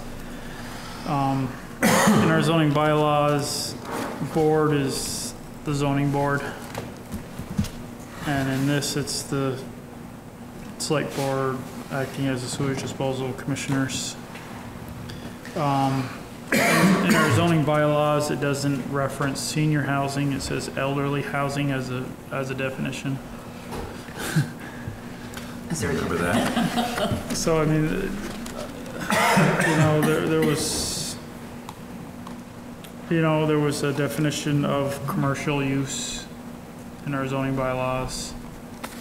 So I was looking mainly at definitions. There was one point in the bylaws talked about coordinating the different boards together to come up with a decision so that they all have the same information. I don't know if that is something that could be added to this. Like I said, I was basically going through the definitions on the most part. Because a permittee in the zoning bylaws talks about the person not with a tower. It's defined as a person that owns a tower, not as the person applying for things. And it also had a definition of the applicant and their authorized representative. Do you want to go through these one by one, or are you just citing things for the committee to discuss? Yeah, I think what I'll do is I'll come up with a better list for your meeting. I'll try to knock it down to the exact pages in our zoning bylaws so that you can look at them and see exactly what I'm talking about. I haven't read the piece you cited on the commissioners changing, but I think that this ordinance intent was to continue what the select board is acting as the wastewater commissioners for Thompson's Point wastewater system. Right. And then I'm not sure what the... Right, but the zoning bylaws defines commissioners as the planning commission. As wastewater commissioners? No, for definition of commission, where we say that the select board is the commission or the board, and here the board in our zoning bylaws is the zoning board, and the commissioners in our zoning bylaws are the planning commission. In the definition section. In the definition section. Got it. So those are just a few of the things that I was able to. The state statute referred to the select board as the sewer board for lack of any others. Correct. So I guess that needs to be a consideration too. Well, defined in here. And not as just, maybe not as just the board, maybe the sewer board. I mean, I'm just, So it's not a structural concern, more the language not being in conflict. Right. And that we may come up with a different name. Right. There was a difference in person. There were a few things, like there was a difference in person. The definition of person was a little bit different. And there were other definitions which I don't know if we want to get into. Like I said, there was a definition for elderly housing, not senior housing. And the definition of affordable is perpetually affordable. And it has the whole big calculation from the median income part in our zoning bylaws as it may be amended. So there's just, I just want to make sure that everything gets equaled out with our zoning bylaws.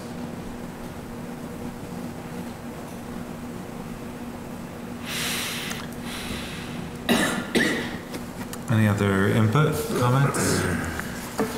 No, I was looking at your old recommendation. I didn't find it here. I was looking at this today, found this. So I haven't read a lot of it, but I'm interested in trying to see how things compared from 2011 to today, where it talks about the 15-seat restaurant, 30 gallons per day per seat, and it also talks about the some of the cost for the hookup and how much it would cost per gallon for the hookup or for use or cost of the septic, I'm guessing. So I just printed this out today, so I haven't looked at it hardly at all.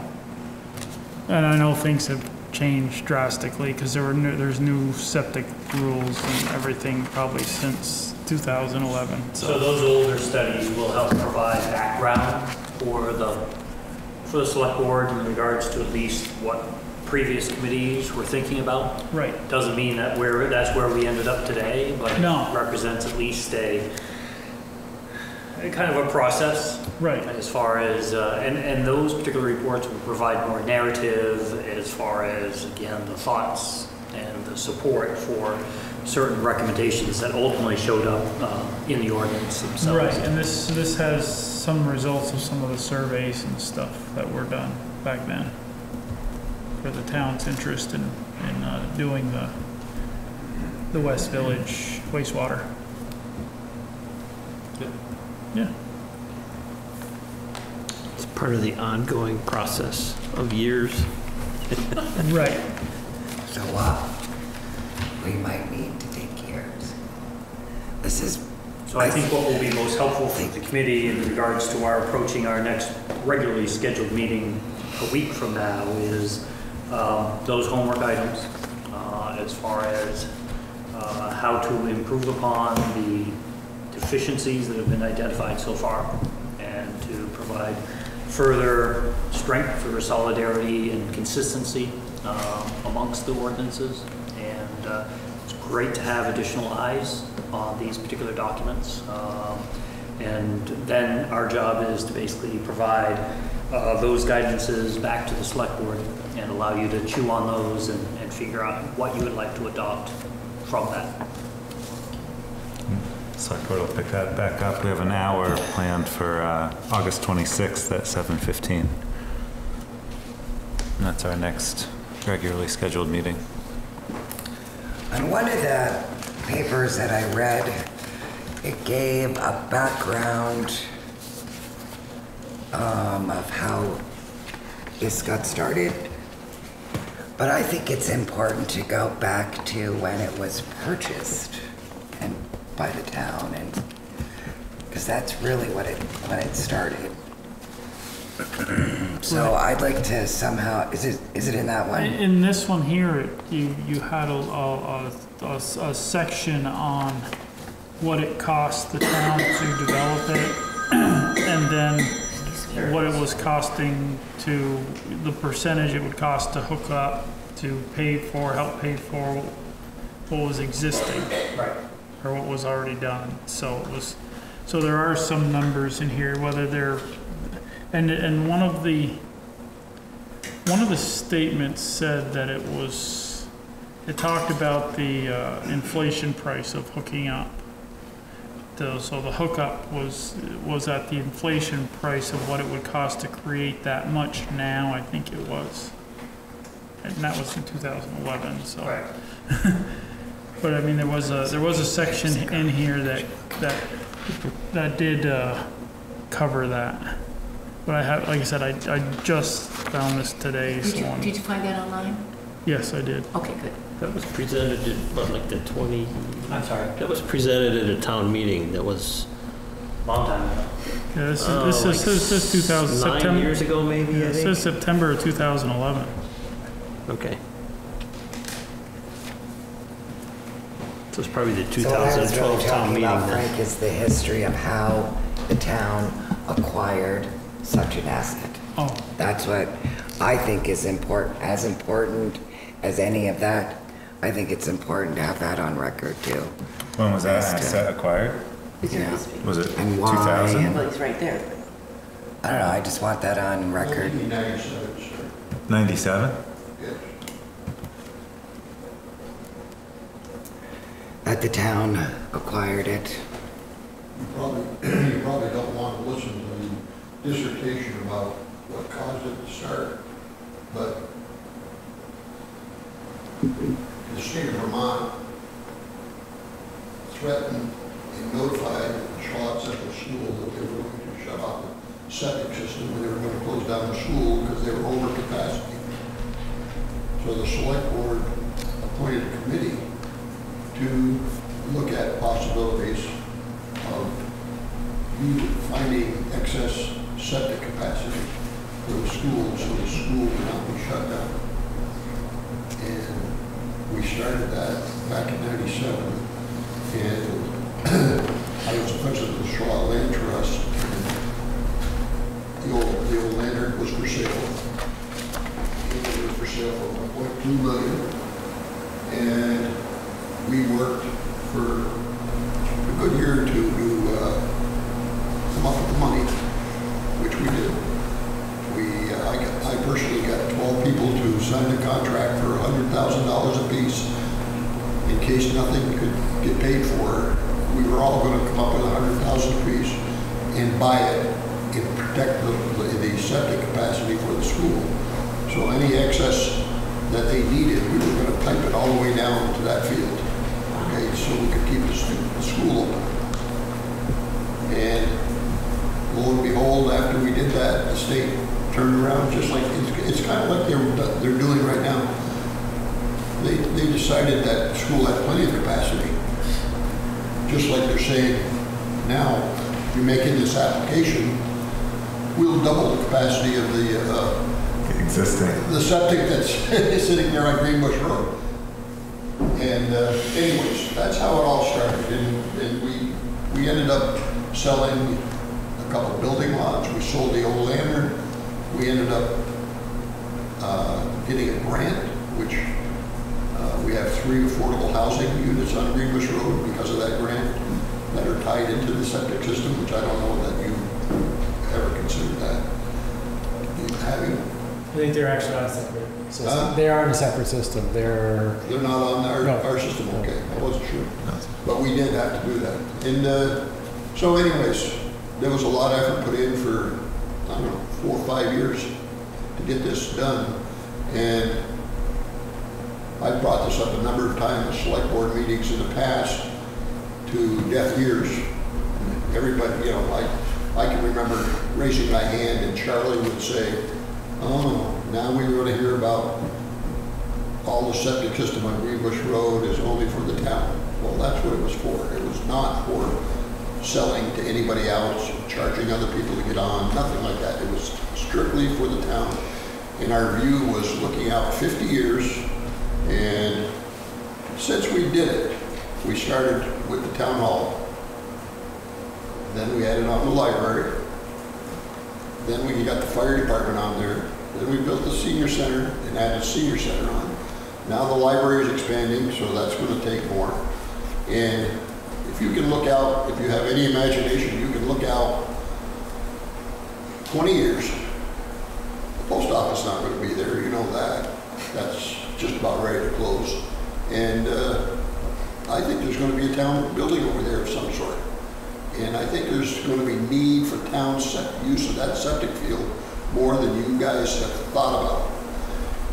And I don't know how to get that across other than saying it here in public. And, you know, I don't know what the septic committee or the wastewater committee has, you know, thought about that. But I think this downtown area is going to grow, and we're going to need septic in the town buildings. If you look at every town, you've got a town hall, you've got a fire station, you've got a library, you normally have a police department, you have a place where people can go to have meetings bigger than this, and senior center. I don't know what else it's going to be. I have no idea. I won't be alive 20 years from now or 30 years from now. Well, maybe I will, okay? And I'll be preaching again. I just think this whole thing is what you've done is a lot of hard work and good work. It just, nobody is looking down the road that needs to be done. And the interesting thing that I came up with recently that I started to look, I went on to Google and I said wastewater facilities, and I started coming up with all these things. And one of the things I came up with yesterday, as a matter of fact, was an organization, a nonprofit organization that's nationwide. And what they do is they look at wastewater for communities. And they do a lot of research into the geographic underground, what's going on. And there is a definite threat there's a tremendous threat out in the Midwest about excess wastewater overflowing and getting into people's drinking water. And I'm saying, gee, you know, what if that happens here? What about all the houses on Greenbush Road and Ferry Road? Anybody that's anywhere near, you know, I don't know what they say, 200 feet, 300 feet, or what do they say, David? The state. You can't have anything within X number of feet of a wastewater system or something? Do you know what? I'm sorry, I'm having a hard time hearing. That's my fault. Oh, okay. I don't have my hearing aids in either. It's not going in one ear out the other. It's having a hard time getting in. No, there is in the state law, there is a minimum distance from wastewater treatment facility to homeowners because of wells and springs and stuff. Correct. What is it, 500 feet or? It depends on the type of well. Whether it's a shallow well, then it would be 500 feet. In the uphill direction, 1,000 feet in the opposite direction. When it's a drilled well, it's typically, and again, it depends on the size of the well as well as the size of the disposal system. Right. It could be as little as 100 feet away if the well is uphill of the disposal system. It becomes 200 feet if the well is downhill of the disposal system. And then those numbers jump up by 50% as the size of each system becomes larger. Yeah. So the intention is, again, to create separation. One of the more important things as far as protecting the aquifer is actually the soil that lies above bedrock itself, where soils with very fine nature, silts and clays that occupy historically the Lake Champlain Basin provide a very wonderful separation between the activities on the landform itself and the aquifer down below, to the point where it can take literally decades for a drop of water to go from the surface down to the aquifer. So it's mind-boggling as far as, again, some of these distances that can, or time frames that it takes for those drops of water to migrate from, you know, places, the lawn areas that we experience every day to ultimately the aquifer of the water that we drink. So we're it is a very dynamic. We're not talking about a glass of water. We're talking about a lot of wastewater. Okay, I know what you just said was it takes a long time for a glass of water to get there, but if you're talking about thousands of wastewater, what happens if it overflows, and how long does that take to get to the water facility that all the people around in the area use? And the other thing that I wanted to say is today I was reading the planning and zoning regulation updates that just were discussed a little while ago before I got here, and they have a plethora of maps in there, geographic maps, which I'm sure you've looked at. But I looked at the area where our wastewater system is, and I'm looking at it, and something seemed a little funny. Have you looked at that to see what's underneath the surface, that the geographic maps that the state puts out for that area? I'm going to say I'm only familiar with the shallow deposits that are immediately below the gravel deposits that occupy the old gravel pit area of the Burns property. That basically transitions into a silty clay and then clay material. And that this particular gravel deposit is a glacial deposit as the glacier retreat. Thank you. And you know, that's one of the benefits that we have. And lets whales come up. I'm sorry? It lets whales come up. The whale tails. We have, the whales, okay. A little different area, different deposit. Anyway, you know, I have been reading a lot about this, and you know, I don't need a whole explanation, and I'm really concerned that all this information that I'm reading about is really important, and I'm just concerned about the drinking water situation, especially in the surrounding areas of this, because this thing grows. You know, there's a figure in there that we could get up to 15,000 gallon capacity out of that. today I was sitting down here, and I know what the capacity is for the town hall. I don't know how you come up with it. Maybe it's because of the number of employees and the fact that we have 2 toilets. But when I was here all last week working in the line of bicyclists that come in here, this is like public restrooms. It's unbelievable. And I'm saying, wow, that toilet must flush about 10 times more than it would be used by employees. So anyways, that's my concern. It really is a concern. And thank you for bringing that up. I would like to echo this very briefly. I look at this part of town as lovely and gorgeous, and I hope it is developed over there.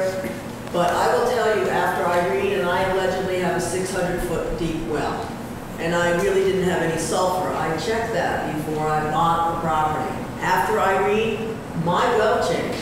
There was so much water, and it hasn't recovered yet. I have much more sulfur deposits, much more sulfur smell. I called Vermont Frost, whatever, well drilling, and they said, well, you're lucky you have water. I said, yeah, that's true.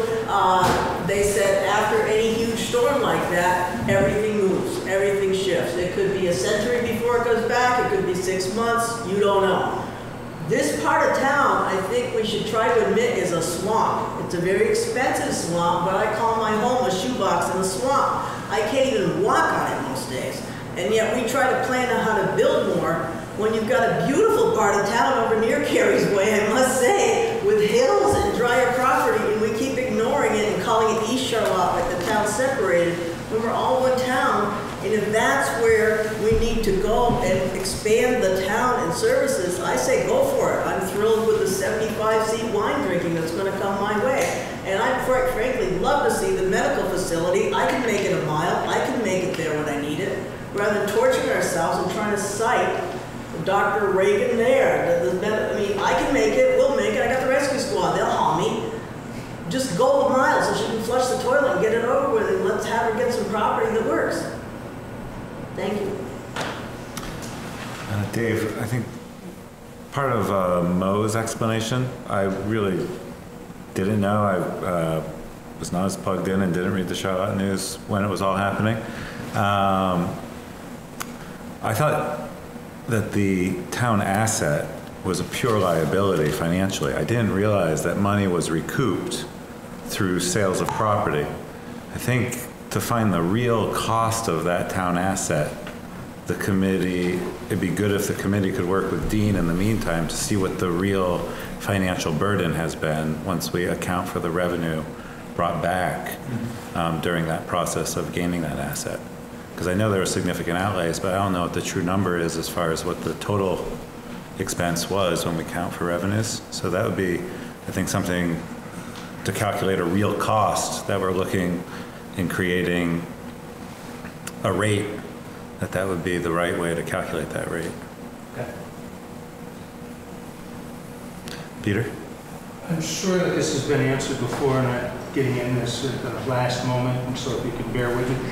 How much septic are we talking about? How many bedrooms, how many square feet of commercial space?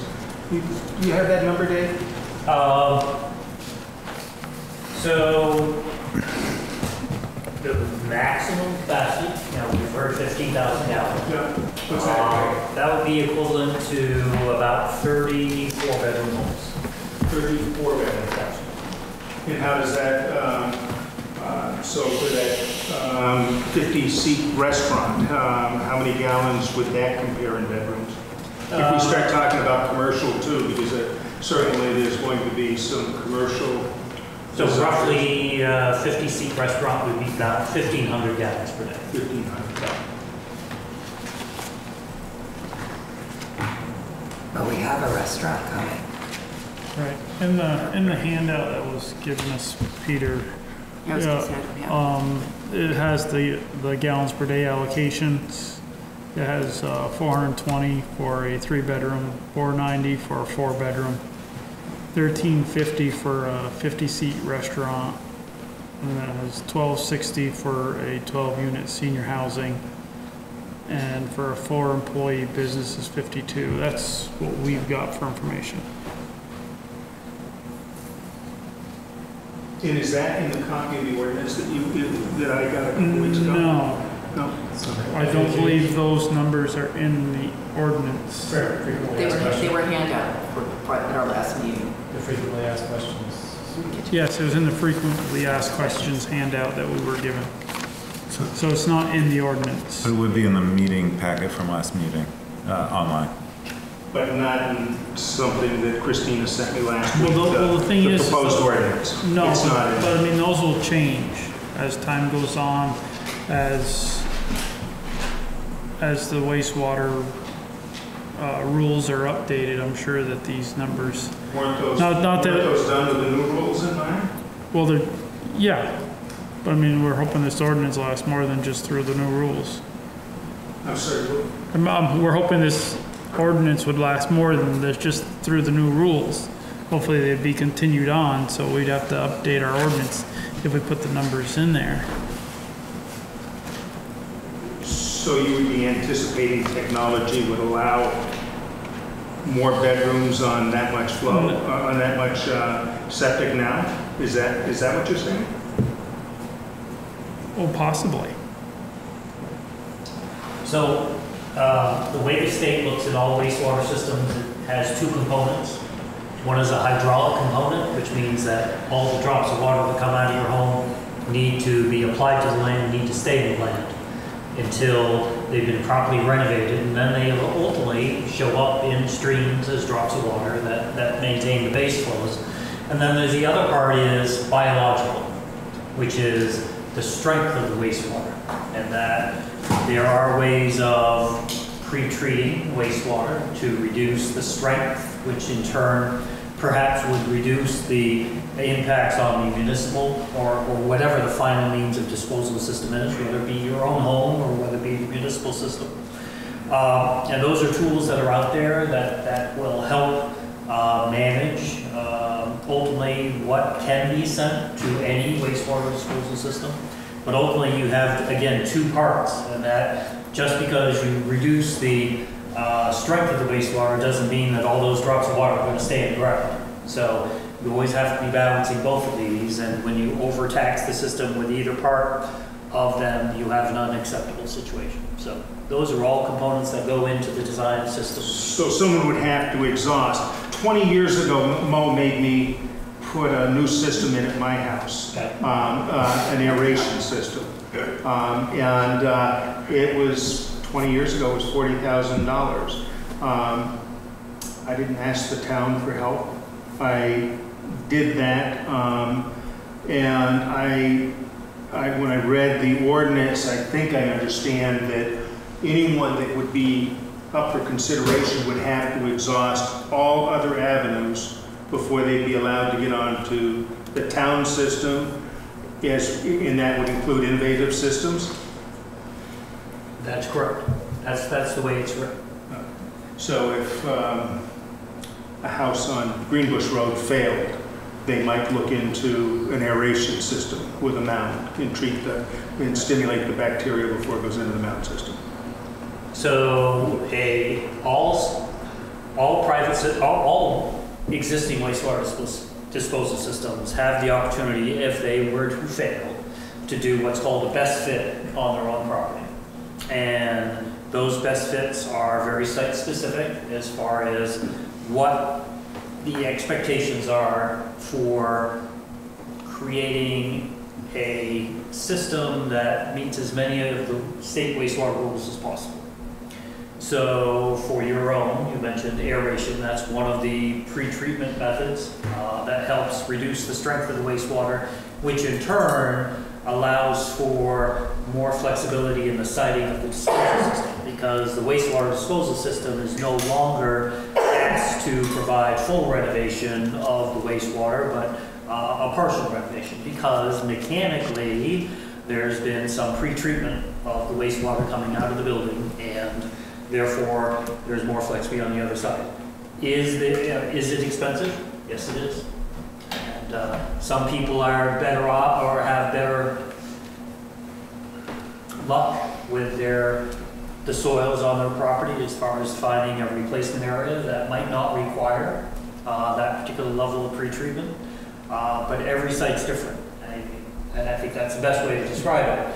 is that because of this phase one limited capacity of what is available in the municipal system, we felt that at this point in time, that rather than getting into trying to deal with health issues associated with individual property owners, that we were going to focus more on the town plan and what its particular goals were, and to allow individual property owners that have the problem, just as you did, to basically solve their own issues and not to rely upon the town to do that. However, with regard to properties that are proximate to the village, we're trying to create a tool, another tool in the toolbox to facilitate and allow for infill of this particular area in the location that the town plan and the zoning calls for additional land uses that can't be accommodated in other parts of town, or at least are not, they're not allowed. identified as being desirable in other parts of town. So that's what we're trying to do with this ordinance, is allow for just another opportunity or another tool in the toolbox to allow for some form of land use to occur in the area where it's designated that otherwise couldn't under today's conditions. Mm-hmm.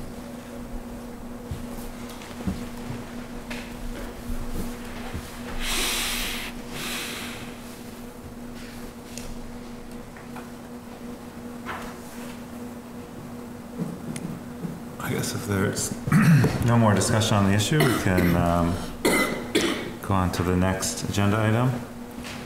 I don't know that I'm in the uncomfortable position of being ahead of schedule. It's kind of a first. Sorry. Do we want to do some minutes? Do some minutes? July 22nd? I'll make a motion to approve the minutes of July 22nd, as may be amended. I'll second that.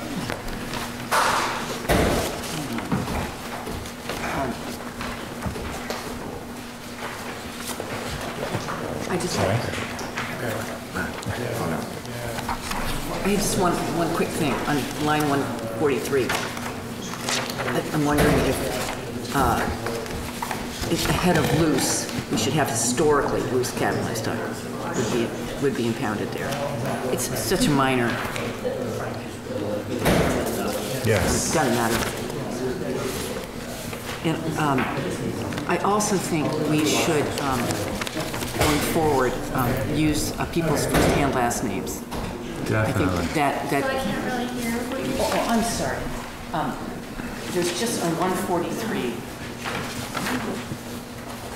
I think we should put historic ahead of loose. It's very minor, and I do think we should use people's first and last names going forward. I wouldn't change it for this. Oh, it's just first reference. The first reference is first and last name, and then it goes to first name after. Okay. That's what it has been. That's fine. Okay. That's fine. That's fine.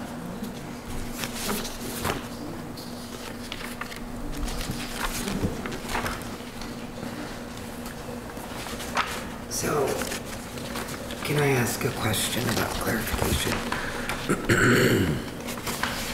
So on that 167, 168, it says, Dave recommends the town use state design flows. Daily reading for a year are required. Who reads those? Who is going to read those?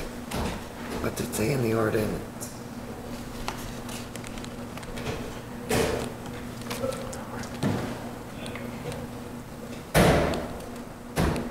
Or do we have to figure that out?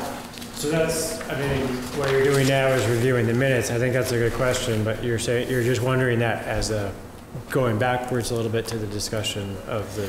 Well, yeah, I don't know how it's supposed to be done. That's but actually for a different topic. When you read them daily for a year, that's if you're going to go back. Say you use the state design flows. Okay. And you think that the 5 people and the 500 gallons are actually only losing 300 gallons, and you want to see if you can get some extra use out of that. Okay. If you're going to try to get more than the state design flows, you have to go back and read it, I think it's a year and a half every day, to validate that we're not actually using as much as the state design flows say. I see. Okay. So that's, really needs like another 10 sentences to understand, to explain the concept. But that's when you have to read something every day, is when you're trying to do better than the state design flows. Okay. You might want to say that daily reading for a year are required if you did not want to use state design flows. So you'd add to 168 after the word required. Okay. If you didn't want to use state design flows.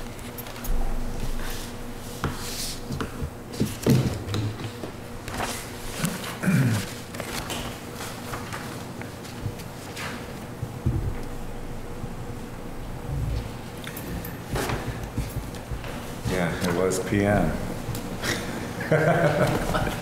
What time was the meeting adjourned? Oh. Yeah, okay. I think I remember. How did they used to do that? It was close to 10. Yeah, 9:45. I'm dating myself. Probably never saw Karnak, did you? No. Johnny Carson. 9:01 p.m. Okay, Louise has seen Johnny Carson. What's that? You've seen Johnny Carson. Oh, yeah, of course. Because it came The out of letter it. to the head, Karnak. Yeah.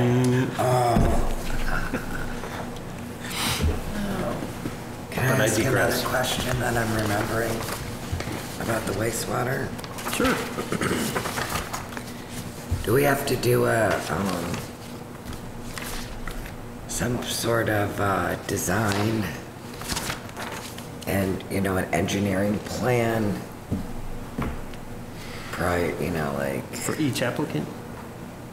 I mean, Or as a whole, Should have to a start plan with? to come out. I'll have not to- up to 6,500 At the same gallons. time. If we want to expand to the potential 15,000, then there's Maybe at 9:45. significantly more Design hoops to jump study. through. You want a second? Monitoring wells and all kinds of stuff.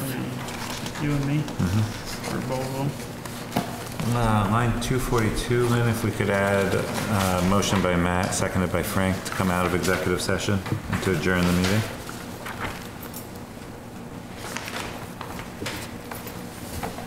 And no action was taken.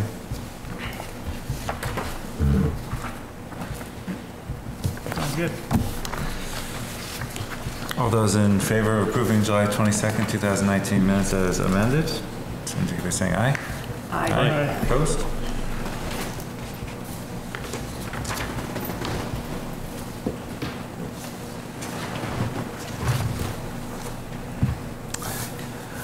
Is there a motion for August 1st? Yep, motion to approve the minutes for our August 1st. Second? Second. With any edits. Line 56. Just Scooter, how do you spell your last name? A-N? A as in apple. Line 13, Scooter's last name is L-L-A-N.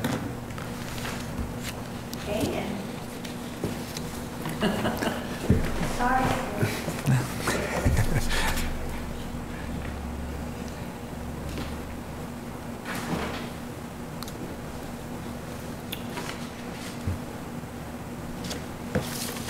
Scooter with PH.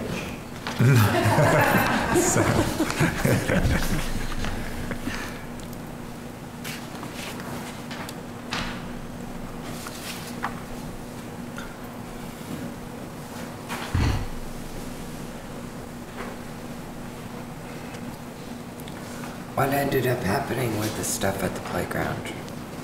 I was going to do that at Selectboard updates. Oh, okay, yep, true. Okay. We all chipped in and bought Matt the slide. For $1. For his front yard. All those in favor of approving the minutes of August 1st as amended? Aye. Opposed? Last one, motion for August 5th as amended? I'll make a motion for the August 5th minutes as may be amended. And I will second that.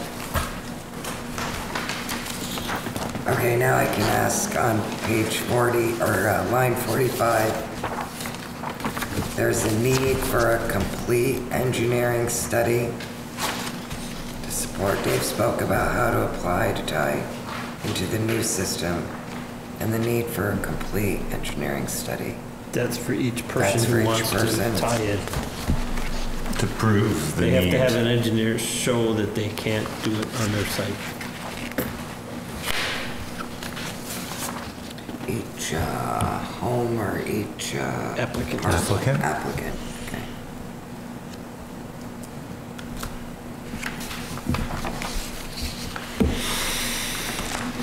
On line 40, you say that this is a significant town asset, just so you know, just saying. Yeah, I do.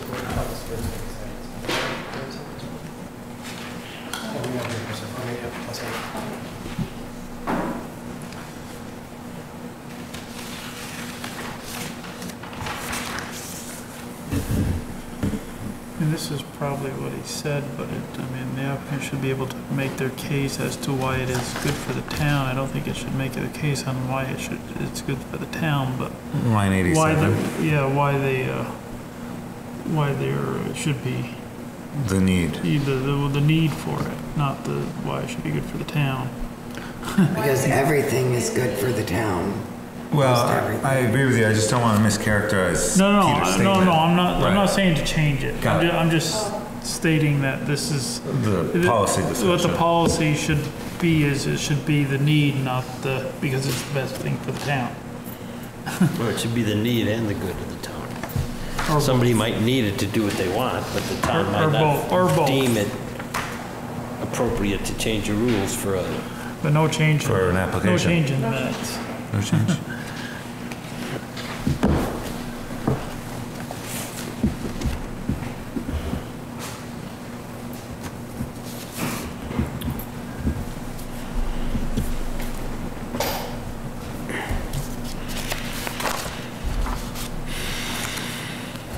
I'll probably ask it at another meeting, how do we go from senior and affordable housing to commercial?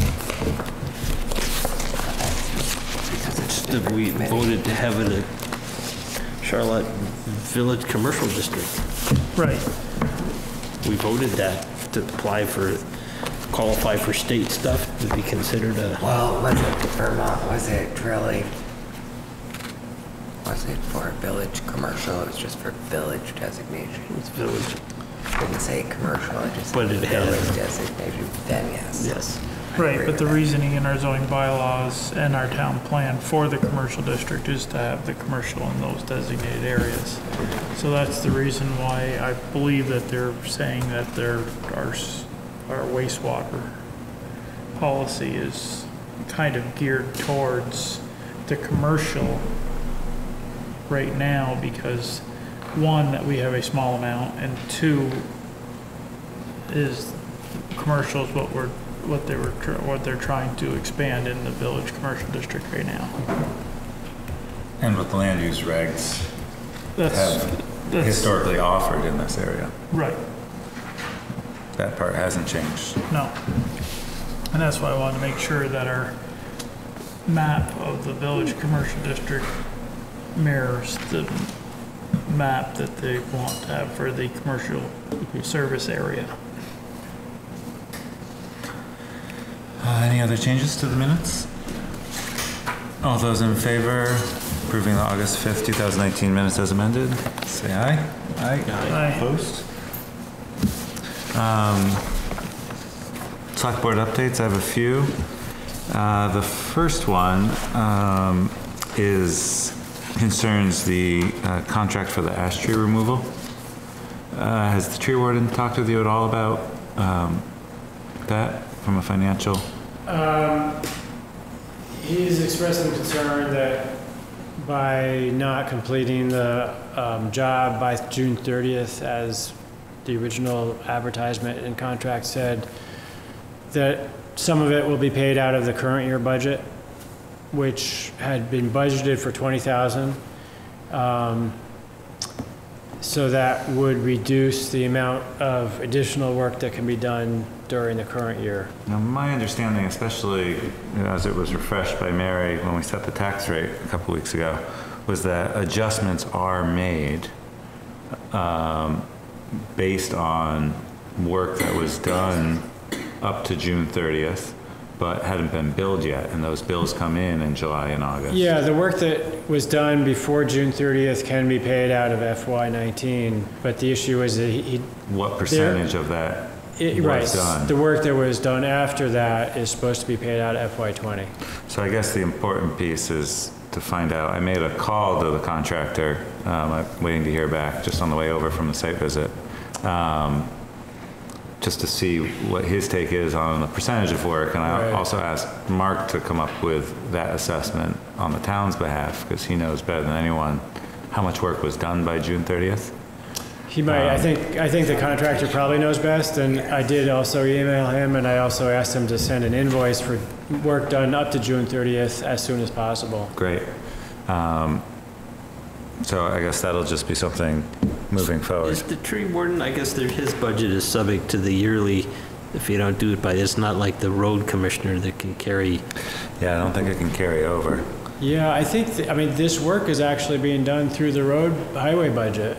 But it still can't carry over, I don't believe. Anything, it's not, yes, if there is a surplus, you can carry it over, but the work that's done within the fiscal year, regardless, has to be billed within the fiscal year.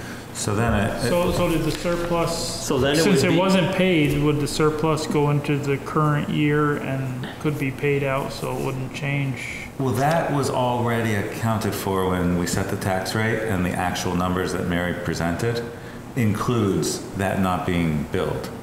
So that surplus was already recognized when we set the tax rate a couple weeks ago.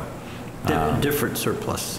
If there was a surplus, since they didn't get all of the stuff done in the fiscal year, there would be a surplus in that $10,000 budget. Correct. Because it's from the highway fund, does that allow it to transfer to the next year, or does it disappear as other budgetary items? So if it's paid out of depending on how it was paid. Right, if it was in could that surplus from that item not being done would be rolled into the budget for the following year, which time would mitigate our tree warden's concern. I guess. Well, that's what I was wondering. Can you look into that? Yeah, that might be. Because it was in his tree removal and shrub and. As part of his highway budget. As part of his highway budget. That's what I was saying. And usually, if he doesn't use it, that gets carried over. Yeah. And if that got carried over, then it would increase it would still be in the highay budget. Right. Okay. For next year. For the next fiscal year, and could be paid out. For this year, which was next year, last year. Right. Stop getting confusing. So I'll just keep track of that. Yeah. That'd be great. Thank you. The playground equipment, I spoke with a woman that Dean had me contact with VLCT. I'm blanking on her name. Vicki Hebert. She she checked with her boss actually first and then got back to me. So they're pretty secure in their answer. They are our insurance carrier. Basically said they think it's our general counsel's responsibility to come up with some type of simple document that indemnifies the town if the town wishes to convey old equipment to anyone else. They're in their knowledge, although they also asked us or advised us to check with our general counsel on this. There's no difference between putting it on the side of the road and selling it at auction or putting a sticker price on it and selling it in a simple transaction. Those would all be considered the same liability.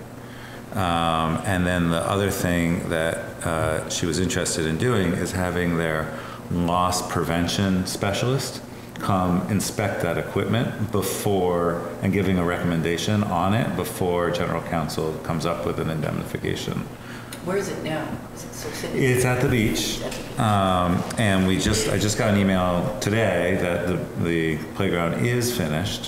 So I was going to check in with Junior to see if people want to do this. I know the big issue was not having it there when the playground was open. Yeah, we don't need to have it at the beach. I mean, that's a liability to me. Right, so he stores culverts. I think there's a good area there if he's okay with it. It's on town land, and there's plenty more hazardous objects of the like, metal and plastic and loose rock. If people are okay with storing it at the town garage. Is this the contractor's job to get rid of it? Well, that's what I was wondering. It was in there, but we pressed pause on that to see if it was going to be reused or people come pick it up. Spend money to take it away. Well, they may. I mean, he's supposed to haul it away. He can get rid of it. He can give it away. Yeah. We can spend money on council to try to give it away. Spend money on council to maybe sell it for enough that we're going to spend to write up the thing for. My recommendation was for the contractor to take it away. Just keep the side, Matt. That's the thing you want. The side for the town to put back in at the playground someday. I mean, it doesn't rust. Other than that was my recommendation. If you feel that we can do something else with it, I'm not totally opposed to. Okay. I've had several people have been funneling, both Dean and the rec have been funneling requests from people in town who want that equipment. Right. The question would be, do we ask that their donations match the cost of our general counsel to come up with a indemnification, so it's no cost? I don't know. If it's not there in the morning, I don't know what happened to it. Been vandalized at the beach. I got a trailer that slide will fit on. Well, I mean, I would like to see, if there are townspeople that want it, I'd like to see them have it. Yeah, I think it'd be. We can figure out a way with it. It's not bureaucratic. Let's hope not. Okay. So is it okay, I just want to make sure, in the past there's been questions about how much do we use general counsel, and I'm on the conservative side of that, but if it's okay Just to tell make him a out phone of the good call. of its heart, because we're good customers and this is playground equipment we're giving away for kids, he's got to do it for less than Pro $200. bono. Yeah, okay. Less than 200? Yeah. Okay. Sounds good. I'll pursue that. Sounds good. I think those were my updates, except the update. So I haven't heard, and wondering, is there a ribbon cutting for the playground that Recreation has been planning? I think they are planning on an event. I'm not sure whether it's actually snipping the ribbon. It seems like snipping the ribbon would be a nice idea. I would think Nicole and Bill could do that. I think they're also planning a food truck and maybe music or something, or Okay. at least a food truck. Can we get CC'd on those? Yeah, I haven't heard there's an actual date, so I'll ask Nicole to forward a date when she. That would be great. Is that? Yeah, I'd love to be there. Need to fill out an application to have a food truck. Application? It's true for the planning process. We have to pay ourselves $100 in the other pocket. Any other select board updates? It's kind of an update, kind of a thought. You know, now that Shelburne is nicely striped, the road going into town there, and they have those little signs at every crosswalk, those seem to really slow people down. Just a little, no, they're just little ones that are in the middle of the road, and that says, you know, oh yeah, caution, you know, the Vermont law yeah, to stop they're like for this people big. in They can't be crosswalk. more than, I don't know, $100 maybe. Yeah, the sandwich board signs. But And I mini. think those would, in the summer particularly, why don't we put them? We can't slow people down out here. I think those, I think they would work. I don't know. You definitely get people looking and probably paying more attention. Well, it's That certainly and in front of the beach, don't we already have some stuff we put in the middle of the road at the beach? Yeah, there's one. But we, there's do we have one at each crosswalk to the stairs? Oh. No, I think it's just at the entrance to divide and it's just at the ingress and driveway. egress. I to mean, the if we parking got lot. like, You're right, there is something at the crosswalk, but it's not the It's not in the center line. no. Yeah, there's something Is on it? the center line. I had to go around it. at each crosswalk or Oh, no. right when you No, come out right- of the gate? Right when you come out of the Yeah. of the The parking lot, right? But I think at There's each, one in the middle of the driveway. Yes. In the middle of the road. It was in the middle of the road when I came out. Huh.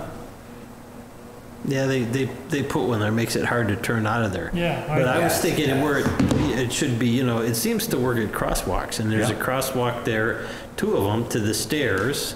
you're gonna think that that's where people should walk. Right. Anyway, to me, those seem like they seem to work and slow people down and make them think, and they can't be too expensive. So maybe I should just get a hold of Junior and say, find out how much those cost. Yeah, I'm in. We're gonna put them anywhere else in town. Crosswalks? Or where? Wherever we have a, if you've got a 45-mile-an-hour speed, it's not gonna work, but 25 in a Why crosswalk. couldn't you put one here? That's what I was thinking. Yeah. There's 3 of them here, so we'd put Right. 3 crosswalks here and 2 at the beach. Yeah, I think Man, it's a great Like 5 idea. signs. May I have a crosswalk in front of the store? For, So I could put one of those cones across from the parking lot? That'd be Robert fun. was in the middle of the road today, just standing there, letting somebody come out. I had to stop. I mean, because we get some, we can get some speeders. in front of the store. What's the speed limit on that? That's what? 50. Jackson Hill, 50. 50. It's not posted. You can get going on that road. Well, and it's going to be particularly, No one's complaining. we've got more children. We've got, 3 bus stops right in that area. And cones freak people out. I've watched people try to figure out what to do about the cones. Some cones out there and move them a different place every day. Some cones will end up down the roadways. Fritz, what was the type of, what were you, It says, they're in Shelburne, it says pedestrian crossing, I think and it's a something about state law and to stop yield for to pedestrians in pedestrians. crosswalk. Yeah. Yeah, Right. That's a lost yield to pedestrians. and they're plastic, and they can't be, well, I say they can't be too much, who knows? Like $100. I'm looking into it anyways.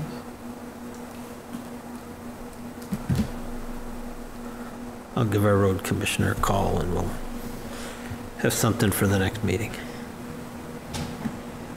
More signage. Yeah, more signs.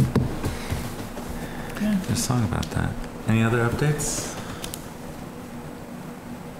Did we talk about the site visit to Whaley Woods? We never got in there. Yes, we did it. That's the update. We got close. We saw it. Well, I had arranged with my neighbor to, and he showed me how to get into the woods from his house. But when we got to his house, Jessie was there, and she said, you should have come to my house because she has paths in there. And and so she said, well then, I said we could still go in, and then we kind of ran out of time, and so she said the most important thing is you got to go look where the easement is. And so we did that. We went to observe where the easement is, though we didn't walk in the field because I'm terrified of poison parsley. Ticks too. And because I'm really hypersensitive. So we just looked at where it was. But we didn't really get into the woods themselves. I did go in there with Max, my neighbor, and it's really, as Jessie said, it's very, very dense, overgrown woods. So it's a chunk of woods we don't know what to do with. Yeah. That's a big chunk. Also, she said if you're interested in it, viewing it, you feel free to give her a call and schedule a time to Go take a look. Yep, from her house. I mean, I went in it almost all the way through with Max, and it's just very, very thick, dense woods. Would you say hickory and oak mostly? Which she said, And I don't know. Beech were harvested, I think, before it was. Who said it was wetland or something? Is that on a wetland map? We probably don't have Frank that. said that the history was that it was wetland. Yeah. We've probably never done a delineation on Probably not. any of our town properties. Don't know why we would, but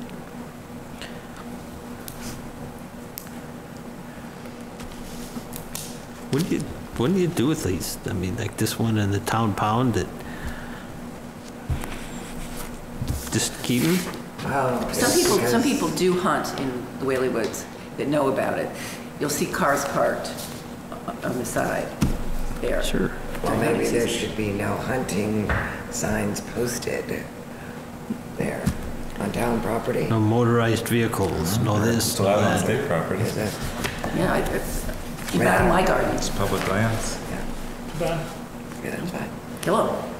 So for the next meeting, do you want to try going back there, or do you want to go to Thompson's Point or somewhere else? I'd be inclined to look at Thompson's Point. From the land or from the water? I think from the water. 4 would be better than 4:15. Whatever time works, I'm in. Whatever. 4 o'clock? Yep. 4 o'clock? That's At dock. Point Bay, is that what you said? Point Bay at the fuel dock. We can just park in the parking lot next to the ship store. Yeah. Is that next Monday? Trying to see where. Yeah, August 26th, 2 Mondays. 2 months. Okay, great. I can do that. There's a building there. Do you need to pay or anything for parking, or? No. Okay. No, it's free. I gotta talk him into giving me a slip for the night, though. Otherwise, when the meeting starts, I'll be taking my boat back to Basin Harbor, because I don't keep it there. So capacity on the boat? Oh, I don't know.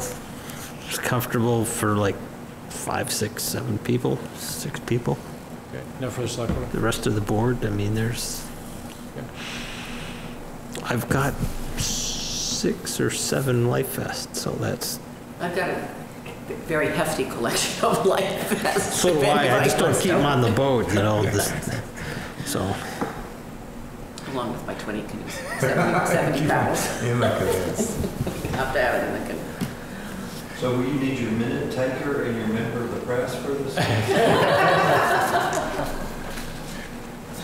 think we could have We'll take pictures. we can hook a dinghy behind it. Yeah. He knows how to paddle a canoe. Get him a canoe.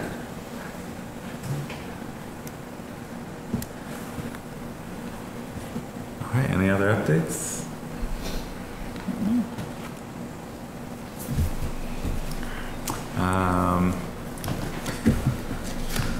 Still early. The 8:55 item, I'd like to make a motion to enter executive session to discuss a personnel issue. Second. All those in favor indicate by saying aye. Aye. No action is expected. So sign off with VCAM. I am not used to sitting. That's fine. You're not either. Yeah, I know, I'm up all day.